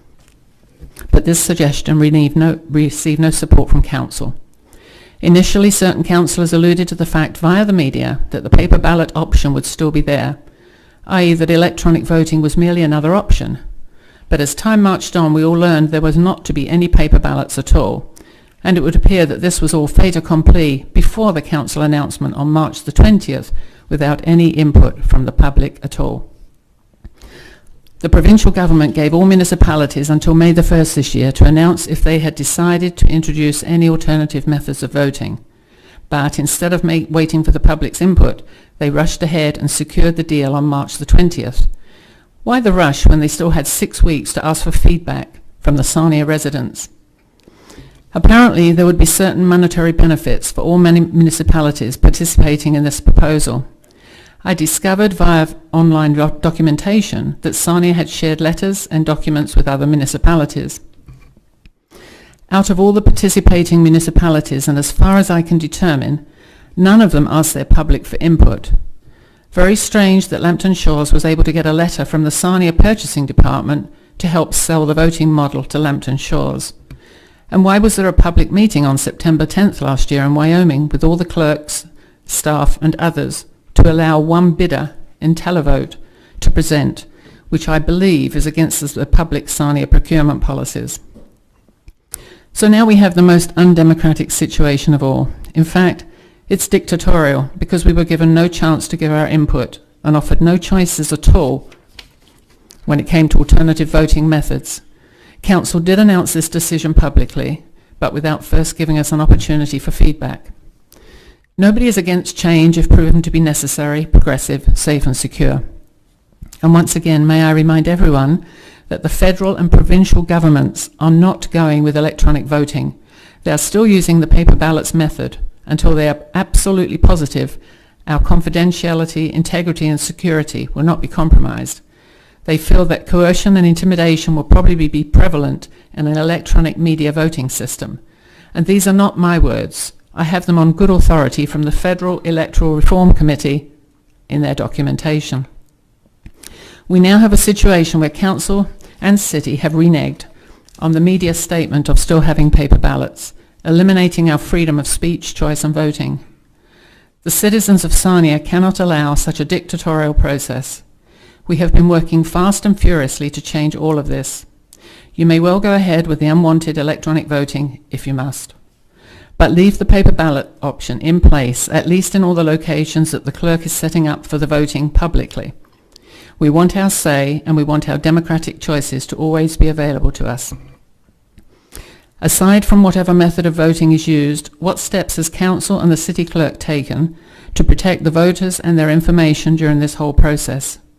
Have you engaged scrutineers, outside of City employees and councillors, for each location to protect the integrity of the voting and the people? A petition has been circulating the whole of Lambton County to get signatures that demand paper ballot voting be one of our options in the 2018 election. The public have been organising meetings and attending meetings in other communities. We have a tremendous amount of support out there, which is growing day by day. We are fast approaching 2,000 signatures and will continue with this as long as we have to. I am currently in dialogue with the Ontario Ombudsman's Office, keeping them up to date on every undemocratic action by Council and City management, and they are well aware of why I am collecting signatures from the whole of Lambton County and not just Sarnia. 10 months before an election, one would expect any council to be working on their campaign, i.e. trying to impress the public with their new platforms and trying to make everything democratic again, but I guess not. In conclusion, I have a final statement and 3 questions, through your worship, to any member of council or city management who may wish to answer. I'm very happy to see live stream videos of the council meetings on the city's website, but I would like to know if you ever edit these videos at all, or instruct others to do so on your behalf. I was going to comment about the December 5th video because it wasn't online until about 5 seconds before I left home today. So I'll have to watch that later and I'll comment on that later. The final question is, in case of any potential investigations, have you been audio recording all of your in-camera meetings as per Council November 14th, 2016 resolution? Thank you. Any questions? Thank you very much, then, Ms. Bird. I'm not getting any response there. Thank you. Okay, can we then move now to the regular agenda and move into... Your worship, can I ask the city clerk questions about something, those presentations were made? There were some good people here, they made good representation. I hate to see that it goes to waste without doing something about some of the ideas. For example, the telephone operator, I know we passed that at budget time, but it does make sense. If somebody comes to City Hall and needs help, there's nobody in this, and to help him in the hall. Is it possible we can reconsider that? I would need a reconsideration. Sorry, I need a reconsideration motion to even get into discussion on this. And another question I have for the city clerk: you and your helpers going to go to certain stations and help them how to vote. What is wrong with putting a paper ballot and help them how to vote, and then what is the difficulty? Why so complicated? Through the chair, that would be, I would have to have a paper ballot for how many electors, eligible electors in the community.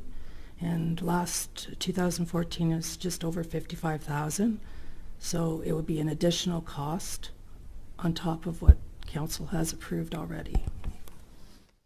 Another question. I'm not trying to interpret your question, but I think you're asking about specific locations, like, say, Marshall Golden Manor, or those type of places, not the entire community. That was I was taking from the question. Through the chair, I would still have to have enough paper ballots from what I understand. I don't know how people are going to vote. We will have election workers that will assist, that take an oath, that will assist those people in those facilities to vote. Using an iPad or a laptop or whatever means that we come up with for voting. Just a little bit. Then what's going to protect their privacy? Like, what's going to protect their privacy if it's someone's assisting them in that voting process? Through the chair to council, basically the iPad or the device is in place of a paper ballot. So a paper ballot would be presented to the voter in the same manner as an iPad would be presented to the voter. So either a piece of paper or an iPad. Okay, I've got Councillor Couch, Councillor Schulman. Thank you, Worship. To the question from Ms. Bird about the online posting of council meetings, the meeting of November 20th, I was unable to be here, so I took a look at it on my iPad. And when the meeting was at the end, and then Councillor Bushy was on the camera, everybody was pretty tired. And Councillor Bushy looked out to all of you guys and says, "You guys," and then the camera went black. So I thought, well, whatever little fracas happened after the cameras were turned off. And then I have heard other people say that they saw that section, that it had been on the site at some point. Is that true or not? Who can answer that question? Through the chair, when the chair adjourns the meeting, that's the end of the meeting. So anything after that is most likely edited out because the meeting has been adjourned properly. So would it have been possible that it was on there briefly and then removed? I I'm Through just the- curious. Yeah, through the chair, I'd have to check with our staff to see if Okay. that was a possibility. Can we please get an answer back on that? It's very important. Councillor Schulman. Yes, I think we're way off topic here, and when we're talking about electronic voting, we have in our reports that we're going to get a very detailed report, I think next month, early in the new year, on how we're going to educate the public, what sort of things are going to be in place for safety, and how that's all going to take place. So I think that our questions are going to be better asked when that report, when that happens in January. And as far as the November 20th meeting, where Councillor Couch was not at, and I was, it was really bad, and it wasn't a polite little ruckus at the end, and I actually felt that I was wishing those videos were still on. The meeting had adjourned, so that perhaps that would provide some more protection, so that I don't physically have to stop a member of the public from charging the bar next time. Well, Councillor Schulman, I think now we are off topic. Let's move on to the regular agenda and get moving. I'd okay? love to, thank you. Can I move to item number 1, please? Which is a request for a noise So moved. exception. Councillor Couch, thank you. Councillor White, all those in favor? That is done. Next is no parking on Edgewood Street by Olympus Court. Councillor Schulman, Councillor Mitro, all those in favor? That is done. Then moving on to continue with the reduction of the 20% from Sarnia Transit for the call center group. Thank you. Councillor Couch, Councillor Pasavage, Councillor Mitro. Question on that. Just curious if we have an idea why the so-called buy-in or whatever, the response to that at Alteca is so low. Is there anyone that can kind of shed some light on why that might be? Through your worship to Perkins? Through the mayor. We've had discussions with Alteca as far as their staffing and the purchasing of the reduce, and it's just the cost of how many people will apply for it. There's even with the reduce, we still can't get the membership up to the beyond what's already present. And I was just curious if if they had stated any reason as to time of service or anything like that, which would maybe contribute to that, or if it just happens to be that few people that are interested in transit. Through the mayor, yeah, exactly. It's just that the people just aren't utilizing that service. All those in favor? Thank you. Thank you. Number 4 is related to a contract on some software technology. Councillor Boucher, Councillor McDougall, all those in favor? That is done. Number 5 is related to an agreement with the SWIFT organization, which the county has too. Councillor Couch, Councillor Brusevich, all those in favor? That is done. Moving on to insurance and renewing the existing insurance policies. Councillor McDougall, Councillor Schulten, all those in favor? Number 7 is related to the Lockheed Kiwanis Center and upgrades there. Councillor Couch, Councillor Gillis, all those in favor? That is passed. Number 8 is related to the procedural bylaw. And if you wish to deal with tonight, I'd like to get a motion to move it in principle. Councillor Schulten. Yes, I would move that we accept the draft procedural bylaw as information and take all of the suggested changes and additions that we have in our package tonight to send it to the procedural bylaw committee in January, and then they can bring back the revised draft back to council for final approval. Is there a second for that? Okay, I have some questions then. So if there's changes to be made tonight, they will be taken into account if they were passed on to the committee, or can we deal with them tonight? No, I would say my motion is to suggest that we take everyone's suggested motions tonight to that committee, which you're on, let them vet it as the purpose of the committee, and then that would bring it back to council for final approval. Well, I'm not attending the committee meetings because if I attended, you would have a quorum of council. And those meetings, some of them were not advertised. I was the person that put in the inquiry today. What I'm asking is, and there's specific issues in here, there's about 3 or 4 I think need to be addressed.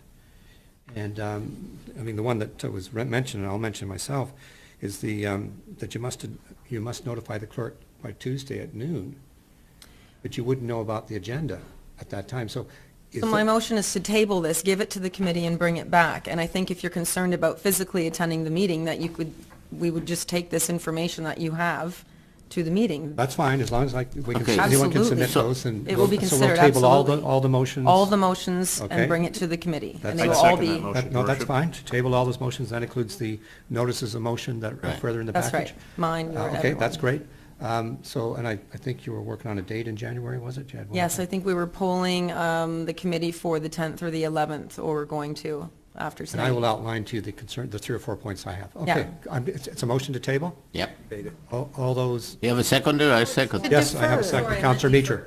Yeah, I meant defer if I said table, my apologies. Well, if you're going to, I mean, really, if you're going to get into the deferring and discussion, then you, Okay, then we'll keep it table, give it to the committee. No, the committee should, the motion was moved and seconded to table. yeah, so I'll keep it. So I'm going to just call that question. Those in favor? That is passed. Thank you. Yes. Just one question. Will there be a public input facet to that? I will be That putting was that, asked. I will be putting that forward in my list of recommendations. Okay, thank you. Thank you. After the committee's met. All right, let's get back here. That's good. That's helped a lot there with direction. Sarnia Arena. Councillor Gillis and Councillor Mitro. The tender project there. All those, Councillor Schulten? Yes, thank you, Mayor Bradley. I just wanted to comment on this update with the Sarnia Arena renovation. This is outstanding. It's great work. The work that includes the lobby renovations will greatly improve accessibility and functionality of the arena, and I think this has been a long time coming for many of the residents who continue to reach out to me about this. And I'd just like to remind the community as well that we have, because there are a lot of champions to this arena that we all know who some of them are, that people can donate to this online and in person at City Hall. So just wanted to reiterate that with the Sarnia Arena. Okay, all those in favor of the motion? That is passed. Moving on, related to Canada Day fireworks, so moved. Councillor Couch, Councillor Gillis, all those in favor? Then on to another tender, Number 11. landfill consulting services, So moved. and Councillor White, all those in favor? That's done. Moving on then to asking for more money for the dredging of Sarnia Harbor. Councillor White, Councillor Couch. Question? Go ahead, please. Just a question that, Councillor Couch, then Councillor Bushi. Through your worship, to the CAO, we're spending this extra money now, but down the road, we won't need to be spending as much money on future dredging, correct? That's been the guiding principle in this all along, that too much got dredged, and so it costs more to do it now and more to deal with it. But down the road, we won't have those costs come back at us as soon as they might have. Through the Mayor to Council, yes, this is a very more than adequate dredging job, and it should last a good number of years. It's my understanding from the former Director of Economic Development, a good 10 years. Okay, I'm thank going to you. record this vote too. Councillor Bushi, Councillor Gillis, and Councillor Mitro. question to the city, the CEO. This $259,000,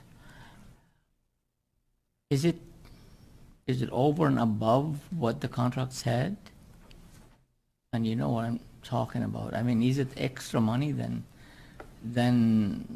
what was initially to be paid for? Through the Mayor to Council. So yes, and this money is not for the main contractor.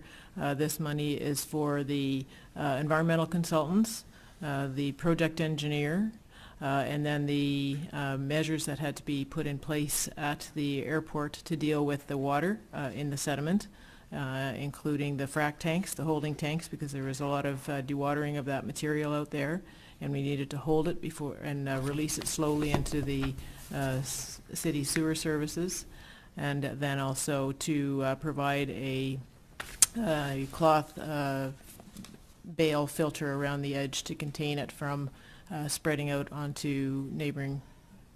But I'm not too sure.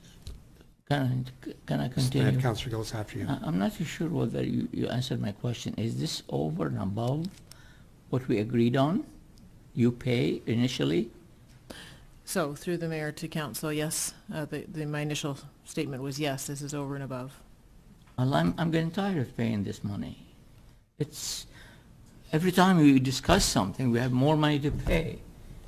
This is over and above what we agreed on. I'm not going to vote for it. Councillor Gillis, Councillor Mitro, then I have a question. Councillor Brusevich. Thank you, Mr. Mayor. This was Mr. Hungerford's project, and as a result, some things were changed quite a bit. For example, the fact that it was dredged and then removed on land rather than what had traditionally been done in the past, which was take it out to Lake Huron and dump it out there, which has always been the way. Looking at this and understanding what has happened, is this going to be the new norm? Is any dredging that's going to be done at Sarnia Harbor, will it now always be deposited on land? Or is that something that will be determined as whatever company, we'll use Polyotech because I believe they were the ones, as they do their soil sampling? Because the dredging is going to be taking place in the same place, I would assume. So is that something that we're going to always, it's always going to be with us now? Through the mayor to council, as far as I understand it, the method of disposal for the sediment is based on the soil sediment quality samples that are taken as part of the pre-scoping of the project. So, as indicated in the report, the sediment samples done prior to the dredging exceeded the open water disposal parameters, and therefore another method had to be determined, and that is how they got to land application, and then it had to meet certain regulatory parameters for land application, which it did for the location at the Sarnia Airport. And just as a follow-up, from the MOE's perspective, is this new regulations that they brought in, as opposed to what has been done traditionally in the past? Is there an answer for that? Or if not this evening, if you could get me the answer for that, I'd appreciate it, because this is not the first time that this area has been dredged, but it is the first time that it has had to be removed and go off-site or on land site. Through the mayor to council, I'll have to get back to you on that. I don't know the answer off the top of my head. Thank you. Councillor Brusevich, and I have a question. Thank you, Your Worship. As I understood, we've known about this for some time. We knew that this process was underway. There wasn't a final tally for it as far as the amount of money. We live in a different time as far as monitoring and standards are concerned. We've experienced that at Centennial Park. People may not be happy that things are paid much closer attention to and standards are higher as far as how sediment is treated. In this particular case, at the end of the process, it was bermed and it will be planted and it looks great out there now. But it had to go through this process that is basically laid before us and required of us. The fact that that has a price tag, which we knew was coming, it ended up in excess of what was originally bid for the dredging itself. This was subject to the actual sampling and the results thereof. So I don't like it. I don't want to spend $260,000 more. However, it's being spent based on the process that this takes. That's what the Harbor Reserve is for, to deal with the project. We now have an extra 10 years to build reserves in that reserve fund and work with the monies that come in from that without having to go back. So I can't see why it is we're preoccupied with it at this point when we actually relatively got 10 years more than what we bargained for to not have to deal with it. Thank you. Councillor Brusevich and Councillor White, and I'll call the question and record the vote.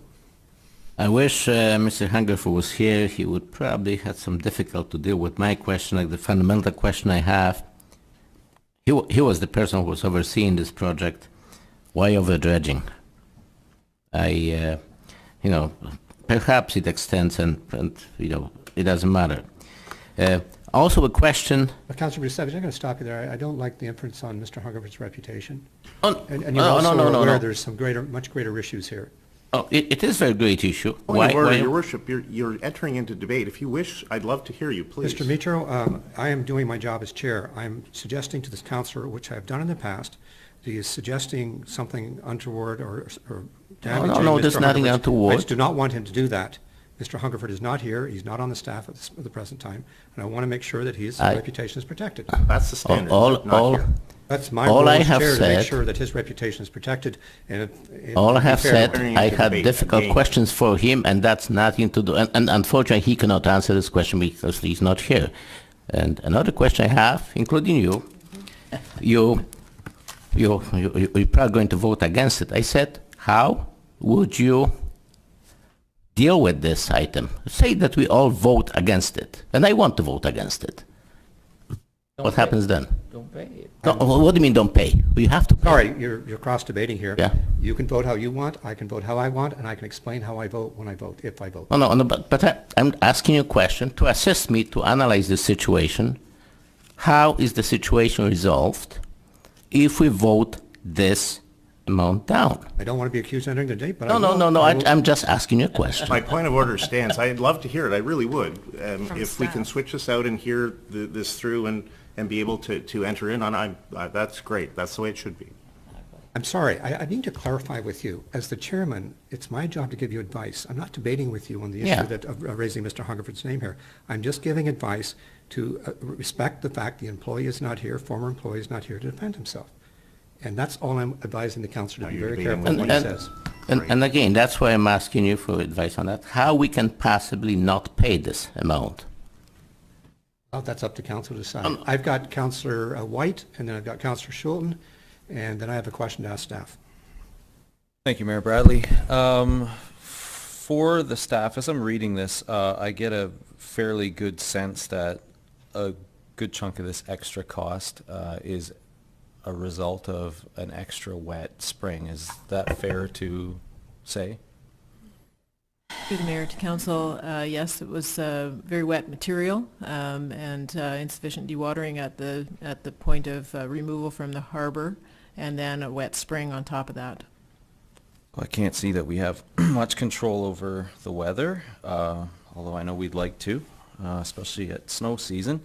The original amount for the Harbor Reserve Fund, what was that total and where did that money come from? May I ask a question of clarification through the mayor? The original amount when When it was established? the city took ownership of? Yes. I believe the original amount through the mayor to council is $8.4 million transfer from Transport Canada. So that money was not through any, for lack of a better phrase, from any work or policy of this council. It was a direct payment from the government of Canada to manage this harbor. Is that correct? And through mayor to council, there's a fairly lengthy and comprehensive agreement between the federal government and the city to transfer the ownership of the asset to the city. And the funds that were transferred had particular eligible expenses, many of them capital expenses, including the dredging project, including such projects as the replacement of the electrical facilities out there, all of which Peter Hungerford has diligently undertaken since the transfer of and it's in good shape now. Certainly the dredging is anticipated in that funding, and we're careful on an annual basis to only use those funds for that which they are earmarked for within that agreement. And I might also add that the agreement specifies that we have until March 28th of 2028 to fully utilize those reserve funds. Otherwise, the balance must be returned to the federal government. Okay, thank you. And one final question on that. So we're dealing with some over-dredging, which brings extra costs. Is there any recourse that we could potentially free ourselves from the burden of that extra cost? Are we on the hook for that expense no matter what? Confining my comments to the report through the mayor to council. So these costs were incurred, as if you recall, there were several reports to council, two on July 31st, another one on August the 3rd, another one September the 14th, dealing with the issues with respect to the sediment, and there was concern about the quality of the water associated with the sediment because a sheen had been identified, and the Ministry of Environment was on site to review that. They asked for some additional testing and some additional measures to ensure that the leachate, the water, was of a sufficient quality to continue on with the water management plan that had been put into effect. We received in September confirmation that that was the case, but after consultants had to provide additional due diligence on our part, and then the straw filter bales were put into place, and the material was then graded as per plan. So all of this has been resolved, I think, optimally in terms of there not being an environmental concern with the water. We just had to go through an additional due diligence to ensure that it could be properly disposed of through the city's sewage system and contained from just running off the site. Okay, so ultimately, Your Worship, there really is nobody else who could be responsible for the additional costs resulting from these extraneous circumstances. Sure. Once again, through the mayor to council, I think that the staff did their best to try and anticipate what was going to be needed, but this was an unforeseen circumstance that arose with that sheen that was seen on the water, and we were responsible to ensure that we had managed that properly. Thank you. Councillor Schulten, Councillor Kelch, and Councillor McDougall, then I have a question. So my question was the same as my colleague, Councillor Busevich, through to staff. I'd like their answer on what would be the repercussions or legalities if council tonight did not pay for this? What are the repercussions if we were to vote this down tonight? Through the mayor, well, I imagine we'll be sued by the contractors for not paying the bill for services rendered. Well then, Mr. McEachern, let me follow up. There's much more to this story, isn't there? Your Worship, there's a speaking order.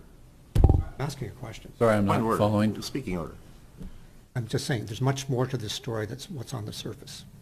Well, there is, yes. I mean, this particular issue, though, I mean, services were requested, they were supplied, and it gets kind of awkward if we don't pay for them.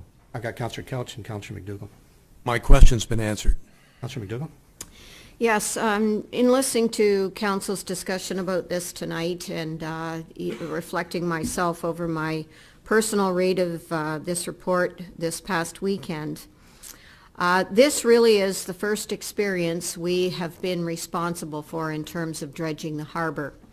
Previously, the responsibility for dredging that harbor rested with the federal government. We have no idea, frankly, any of us at this table, we have no idea what kind of a mess they might have found themselves in previously with our harbor dredging projects. We never knew. They just spent the money, they just did their job, and they moved on. And we have never been able to determine where some of the contaminated soil resting on Centennial Park came from. How do we know that they weren't historic dredgings that ended up in the park, that we too have had to carry responsibility for? The fact of the matter is that we as elected leaders have to do the best we can in the situations that come before us. And for me, if there was no way to stand somebody down on, and I'm trying to imagine as I've been listening to everybody talk about this tonight, how we could possibly hold anybody responsible from a business that we're just going into now, that we could have had anybody down there making sure they didn't take any more than the allotted amount. It would appear that it might be science and volume, but it would appear that maybe it was not. And I simply don't know. So for me, I think in interest of our taxpayers, I don't believe it would be prudent or correct for us to refuse to pay a bill at this time. It's not nice that it happened, and I certainly have appreciated every letter to the paper, every criticism leveled at us about this. But to be fair, this is new business to us, and we have no history of what the federal government did with this when they were in charge for all the years they were in charge of dredging operations. So my question would be of staff, and only one question: Could you see if we could retrieve some history for the purpose of today's learnings, so that as we go forward in charge of our own harbor now, we might find best practice to learn from this dredging exercise so that we can better manage this moving forward? Is that a fair question? For a seconder for that? Councillor Savage? That's the motion? Yes. Call the question. Those in favor? That's done. My question is to the treasurer. I don't understand why this wasn't at the budget discussions. I specifically raised the issue of the harbor reserve.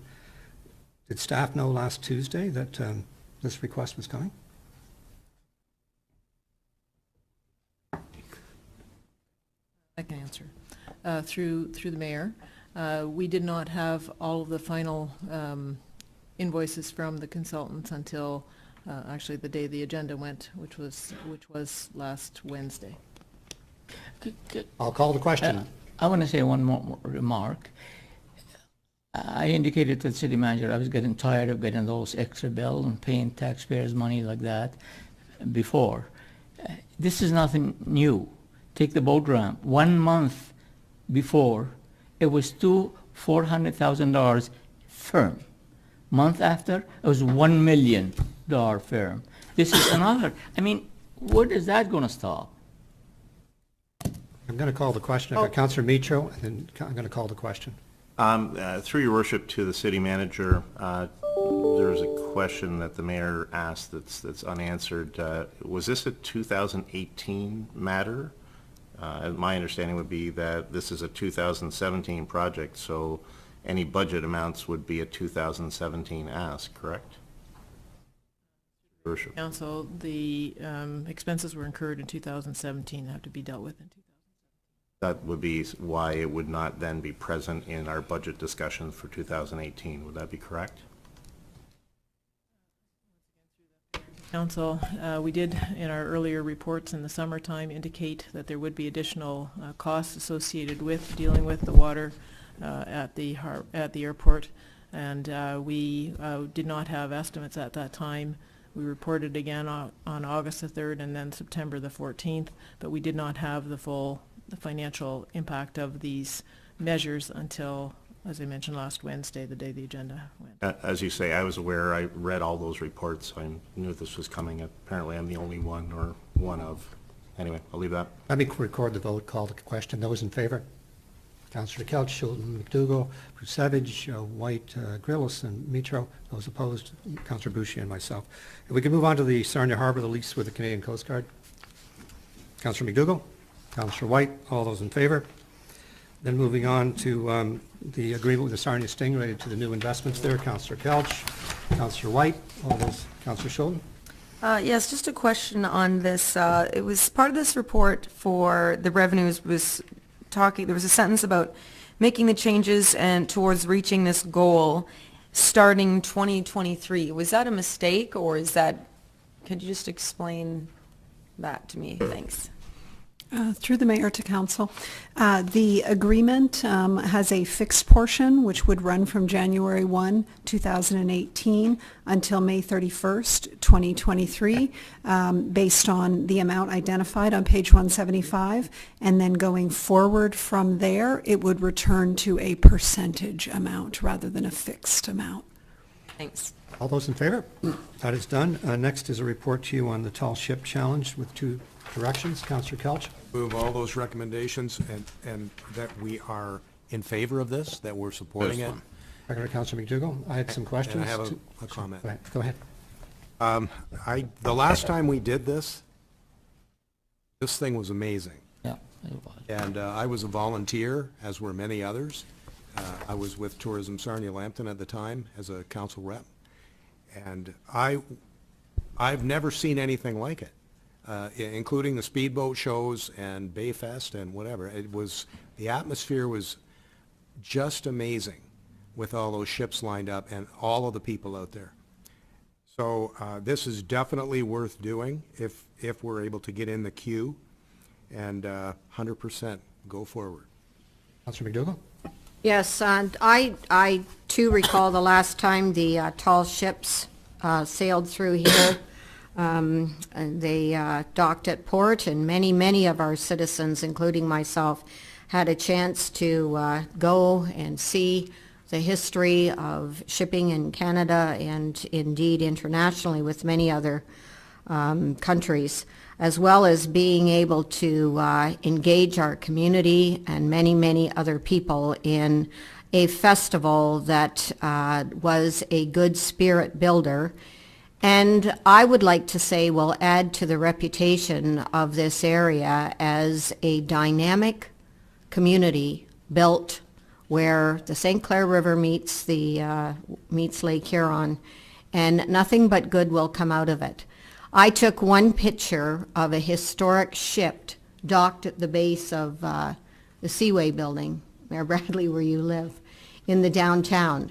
And it is a marked image in my mind now of our past married to our future moving forward. So it will be a good festival, and it will be a good time for our people. Okay, I've got Councillor Schulten, Councillor White, Councillor Gillis and Boucher, and Councillor Busevich. Just two questions. Obviously, this is a wonderful opportunity, and I've only attended as a citizen. And I see in the report, I was wondering in the past, when we had this event, was council in the past responsible for securing sponsorships and sharing the meetings? That's question one, because that's in this report. I can answer the question because that was going to be my questions. In the past, we were hands-off except some assistance through the Special Events Fund. And the question I was going to ask is, have you done the diligence with the two groups? There was a reason perhaps they haven't moved on this again, because there were financial issues the last couple of times. Great events, but they were a real struggle to pull off and make it work. So I think the question, and again, my other question was going to be, what's the maximum possible deficit to the taxpayer? Through your worship, yeah, I have actually reached out. I reached out to Bridgeview Marina, Mr. Brown, and had a discussion with him because he did the full festival in 2000. And his words, actually, we spoke again this morning about it, were that it was a fantastic event, and that through that event he generated $40,000 that was donated back to charities. The next one that was done was actually just two ships, and didn't have an opportunity to speak to, I believe it was the Stokeleys that brought that one forward. So I haven't had that conversation with them, no. That address your question? I guess partly. It feels like there's a lot of pressure. I mean, for a report to say if we pass this, councillors will be responsible for securing sponsorships. What happens if we don't? Does that change the amount of ships that can come, or what situation will be this city in if we can't? Can I make a point to you on the first Tall Ships Festival? There was a lot of misunderstanding with the public that it was going to be free. But these ships cost a lot of money. I recall one vessel cost $25,000 to bring in. So your question is quite legitimate. And I'll just give this observation. My experience those two times, great festival and all that, but the private sector does it a lot better than we do. And if we're going to go on the sponsorship business, I would say it would be much better to have the private sector leading the way in all this. Yes. Based on my experience the last time. Yeah, so my other question was, so in 2018 and 2019, we will need to find the 12,700 or whatever it is that right? About 12,700? Two more payments, one in 2018, one in 2019. And where do we have that money? Somewhere an account that's easily, or where are we going to get that money? Through the mayor to council, I think the hope here is that, well, because we have to secure this now in order to reserve that time in 2019, we were able to recommend that $10,000 US from the Special Projects Fund can be put forward at this time to do the initial payment. Tourism Sarnia-Lambton has stepped up to indicate that they would do the second payment of $10,000 US in 2018, and by then hopefully there are people involved in terms of sponsorships and co-chairs and whatnot who can assist in either and offsetting those costs as well as raising the balance of the funds. To the mayor's point, there is a need for this to generate revenue, and that includes by admission and gate fares. I understand that the tall ships have a fairly detailed program for how to, sort of a how-to manual on how to conduct this so that you get as much success as possible. I think there's still time for there to be other partners associated with this. However, initially, in order to reserve that time in 2019, this agreement is... Yeah, I've got Councillor White, Gillis, and Brusevich, then I'll call the question. Thank you, Mayor Bradley. I think it's a good investment. It's a lot of work, and I wasn't here for the last two, so I'm glad to hear of some of the background. That's during the time where I left Sarnia and went to the Maritimes, actually, and enjoyed some tall ships in a much different way. That said, I do appreciate the history of them, the attraction that they are, and the fact that even the report speaks to upwards of around 100,000 people, and that no other market within a 2-hour drive of here would have this event, I think provides a phenomenal opportunity for this city. It's well worth the work. I understand. I think the money financially is a responsible investment, especially with partnerships of Tourism Sarnia-Lambton. But I'm also aware of the work. I think it's well worth the work. I think one-offs like this do very well for sponsorships. It's my experience that they tend to draw well. I would hope that we could move forward on this and just start getting to work right away. This is a phenomenal opportunity for us to celebrate our maritime history here and to make that a part of our identity, or to refresh that as a part of our identity. Okay, thank you. I've got Councillor Boucher, Councillor Gillis, and Councillor Brusevich. I like the idea, and I remember when the last time people had a good time and everything. I just don't like the word initial installment. These installments, I'm not their friends. $10,000. Just give me an idea what would be the maximum amount we may lose. Is that an idea? I mean, Through your worship, we're not planning to lose money on this event. So obviously having enough lead time like we do, and we mentioned in the report that we would like council to assist us. We're asking for everybody in the community to assist us. It's going to be a large volunteer basis required for this. We need to engage local business. We need to engage everybody to bring this to fruition. So to Councillor White's point, we need to start early next year and get this thing going. There is quite a program that is provided by Tall Ships America, which is utilized across North America where these tours take place. And obviously part of the strategy is to make sure that they don't allow this event to happen anywhere within 2 driving hours demographically of each of the port locations. That allows you to draw from those other areas as well. And it is quite a niche type of event. So we're pretty excited about, we think that we should be able to, with your assistance, get some sponsorship opportunities. And I really would hope that the mayor and council would maybe even get involved with some of the committees that take place to make this thing a success. I'm going to support. I've got Councillor Gillis and Councillor Brusevich. I'll call the question. Thank you, Mr. Well, not to belabor, I think it's a great investment for the waterfront for sure. It's something that we've wanted to have come back on several occasions and have been pursuing it. I'm just so pleased to know that we're actually in the queue. I do have one question though. Are we expecting to make any money off this, or does the money that is raised go to various charities? Do you have any sense of that? Well, I mean, through your worship, that's to be determined. I guess as we roll along here, if there are surplus money that's generated, how that would fare at the end of all this. But our plan is not to lose money on this event, so we will have to work very diligently towards making sure we achieve that goal. And it is a paid event, and it is a paid event everywhere that it goes, and I believe always has been a paid event.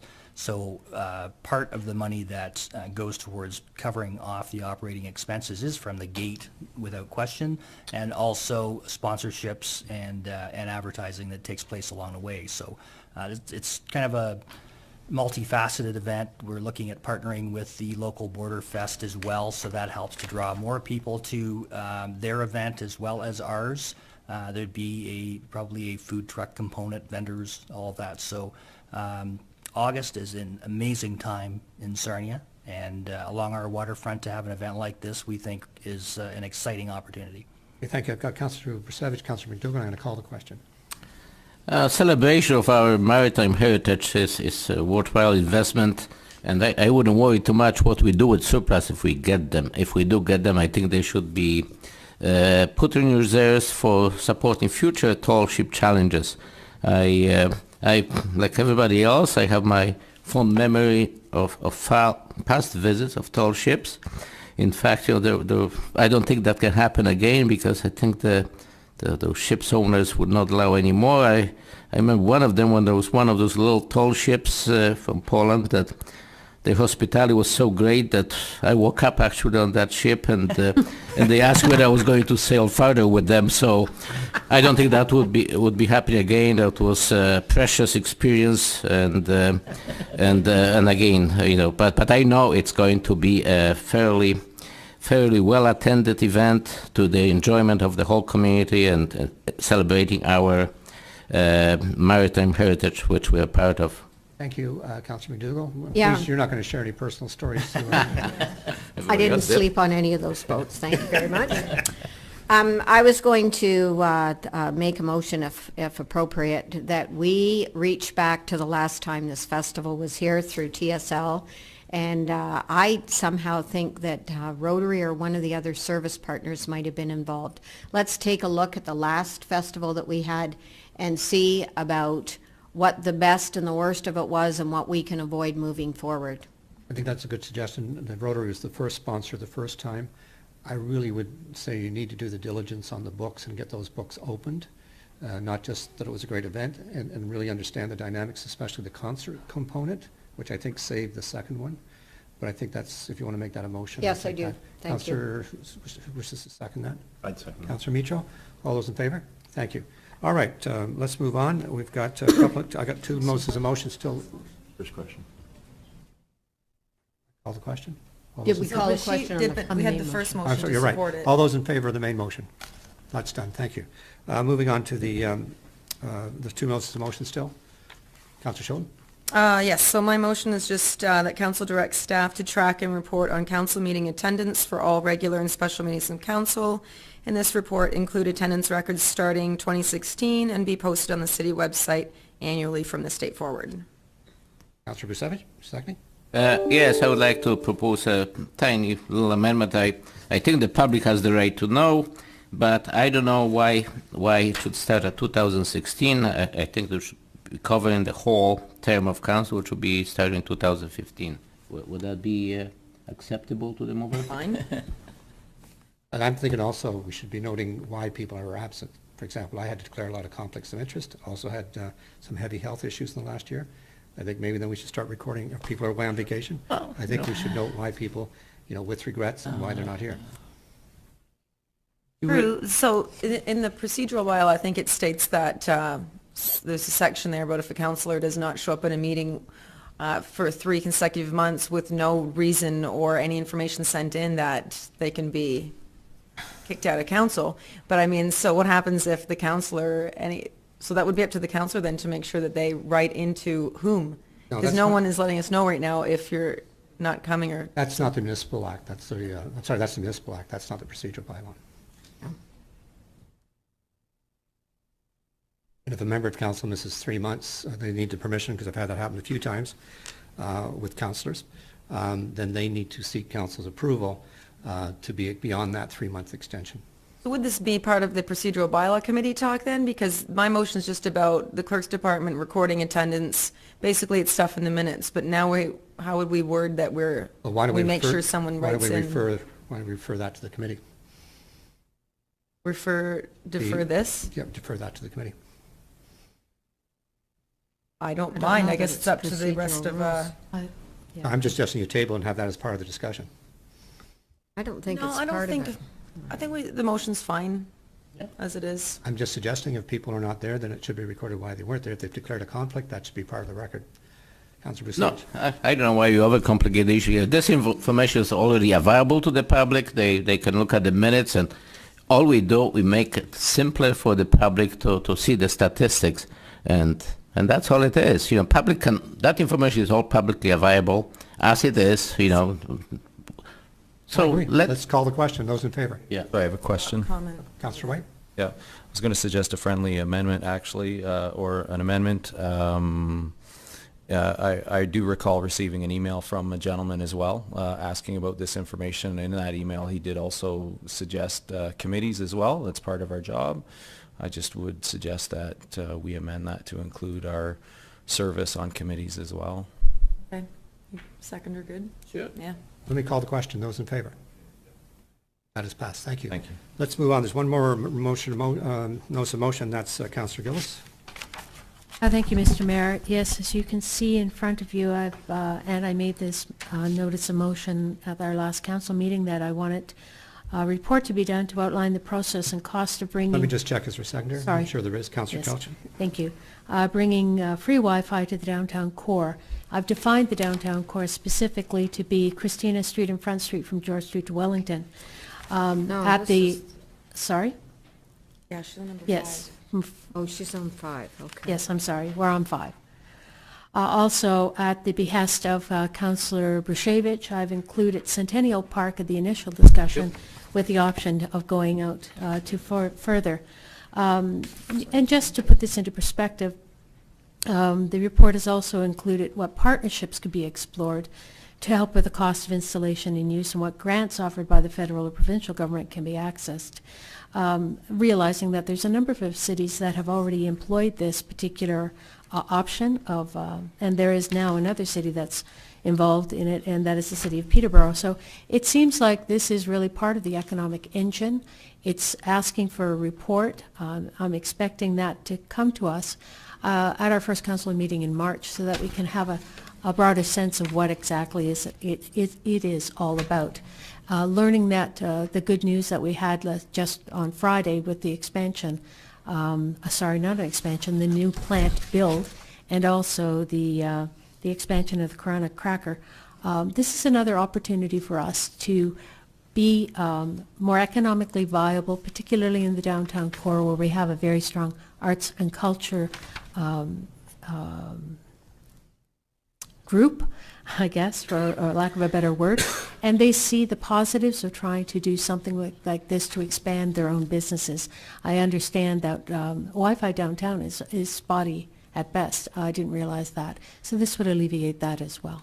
Councillor White, I'll call the question. Councillor Couch. Thank you, Mayor Bradley. I know this is just for a report, so it's fairly simple for me to support it, but just to put some further context in there, it was actually implemented in 2003 in the city of Fredericton, so all the lead time just to get it implemented in 2003 was required. So and it has since expanded significantly throughout the city. So I just remember that well back then, that was a very innovative approach to economic development, but it's been a core part of their community since then, and helping to foster particularly small businesses and the creative types, but it really does fill a gap. And if we're going to be a smart city, we should be on board. Thanks. Thank you, Councillor Couch. I'm going to call the question. I'll support it. I'm sad to lose some areas that don't have Wi-Fi because it seems like you can't escape it, and then we definitely won't be able to escape it. But I do support it. I would like to see the cost numbers, though. So. As would I. It has been looked at before. At the time, I think there was some opposition to it, but it's time to look at it again. All those in favor? That's done. Thank you. Moving on to the minutes. Oh, is it me? Yes, it's you. I move that the minutes of November 20th, 2017 regular meeting and November 20th, 2017 budget input as printed be adopted. All those in favor? Any urgent matters? Councillor Gillis. Thank you, Mr. Mayor. Just one that came up as a result of the delegations that were here speaking to us. There was comment made with regard to the blind being able to access information properly. I wanted to make sure or ensure that our accessibility officer, Mr. Mosley, is pursuing that, looking into it, and if he could give us some feedback on that particular component, it would be much appreciated. I'll take that as a motion and seconded by Councillor Busevich. All those in favor? Thank you. Councillor Busevich, routine approvals. I move that items A to G under routine approvals action information be introduced. All those in favor? Are there any items? Councillor Yeah. Schultz. Councillor McDougall. Thank you, Mayor Bradley. Just wanted to comment on my report for item C regarding the Conservation Authority, that I sit on that board, that committee. And just right now, they have several policies and regulations that we must follow, municipalities and development community, but they're all separate right now, and they just want to combine that into one main policy and regulation manual. So as they, and clean it up, and, of course, it has to follow the provincial policy, but it will be one manual, easily accessible, better, easy to read, and more public friendly. And just to let you know that in the future, down this long road, they will have public information education sessions where planning department, development community will be able to ask questions and take a look at it. Okay, thank you. Councillor Vucevic. I have Councillor Gilson. also sat on that committee with Councillor Scholten, and I appreciate her sort of bringing you advance. There will be formal correspondence coming up from Conservation Authority, and I hope the staff takes a good look at it and provides their assessment, how this manual develops, and I'm pretty sure it's improving the understanding and knowledge of standard operating procedures at the Conservation Authority.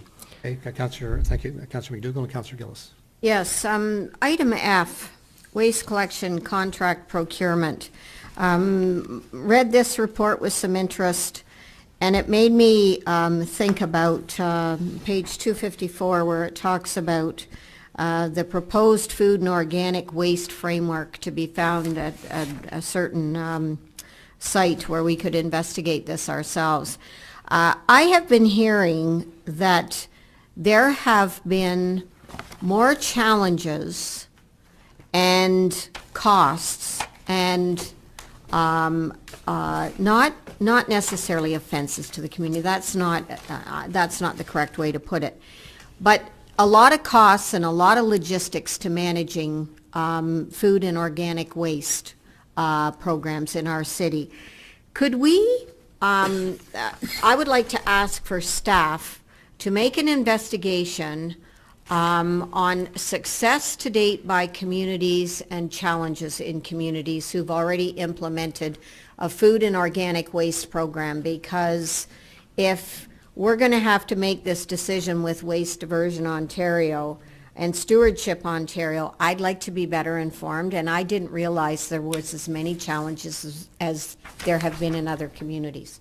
So I'd like to ask if staff, and that's not a big panic for next month. I think we have time, but I'd be interested in seeing a report on Councillor that. Vucevic is seconding that. Yes, I second that, and I would like to speak to it. The reality is that the province has been talking for a long time about ban on organic waste going to, including the food waste, going to the waste sites. So it is coming. There's no doubt about it. Again, looking at other municipalities' experience probably helps the councillors to focus on the challenges. So I'm fully supportive of that. But make no mistake about it. This is coming as regulation and the law of this province, and we'll have to comply with it. Thank you, Councillor White. On this issue? Yes. Okay. Thank you, Mayor Bradley. Want to just add to that, if I may, that there's an opportunity here, and I've said it before. I've said it at the Environmental Advisory Committee, as well laid out in a presentation I attended at AMO last August. There's opportunity for us to create a place for this stuff and to be the recipient of this stuff.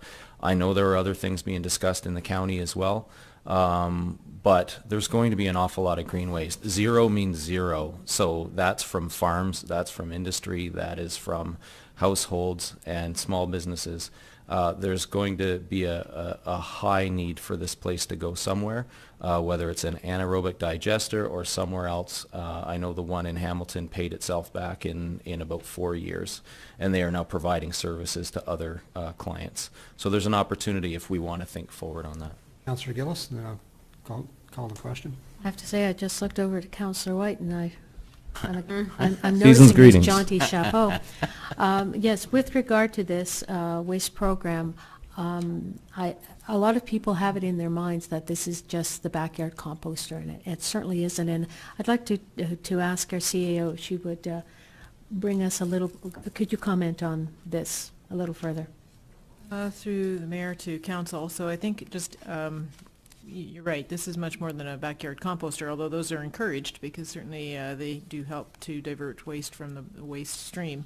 That this is a much larger undertaking, and I think that's why staff is reporting out as regularly as they have been on the whole waste management contract, and this is really to set the stage for a shorter term contract in the next round of renewals in order not to get ahead of ourselves as we do the research to figure out what other municipalities have done and what Waste Diversion Ontario has planned for organic waste, so that we continue to bring council and assist you in making an informed decision in that regard. But this is definitely a large undertaking, and other municipalities, to Councillor McDougall's point, have who have done this have found that it has been very extensive and costly and time consuming.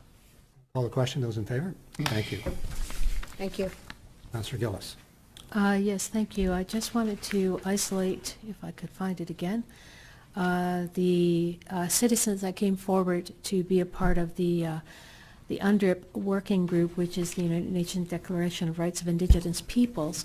And we've had a very broad-based group that's coming forward, and many people on this. When we first talked about this, Councillor White and I, with the help of Deputy Clerk Jenkins, we weren't too sure exactly how broad or how big to make this. And it's gratifying to see that there's such an interest for this. So I just wanted to thank people, and I guess they will be notified shortly through the clerk that they have been, they are going to be recipient, or no, I guess they already have, because we do have a meeting on this Wednesday, correct? Can I, just before we move off, can I get a motion on item E, which is to thank the people that worked on the street names project for the last 3 years? Yes. Councillor, with thanks, Councillor Couch, Councillor Brusevich, all those in favor. Councillor Brusevich, it's back to you. I move that items A to G under routine approvals, action and information as recommended or approved by this council be adopted, appended to the minutes. All those in favor? I move that the civic reports be received and filed. All in favor? I move that bylaws number 1 to 11 as printed be introduced for the first and second reading thereof and be taken as read for the first and second time. All in favor? I see no questions. Go ahead.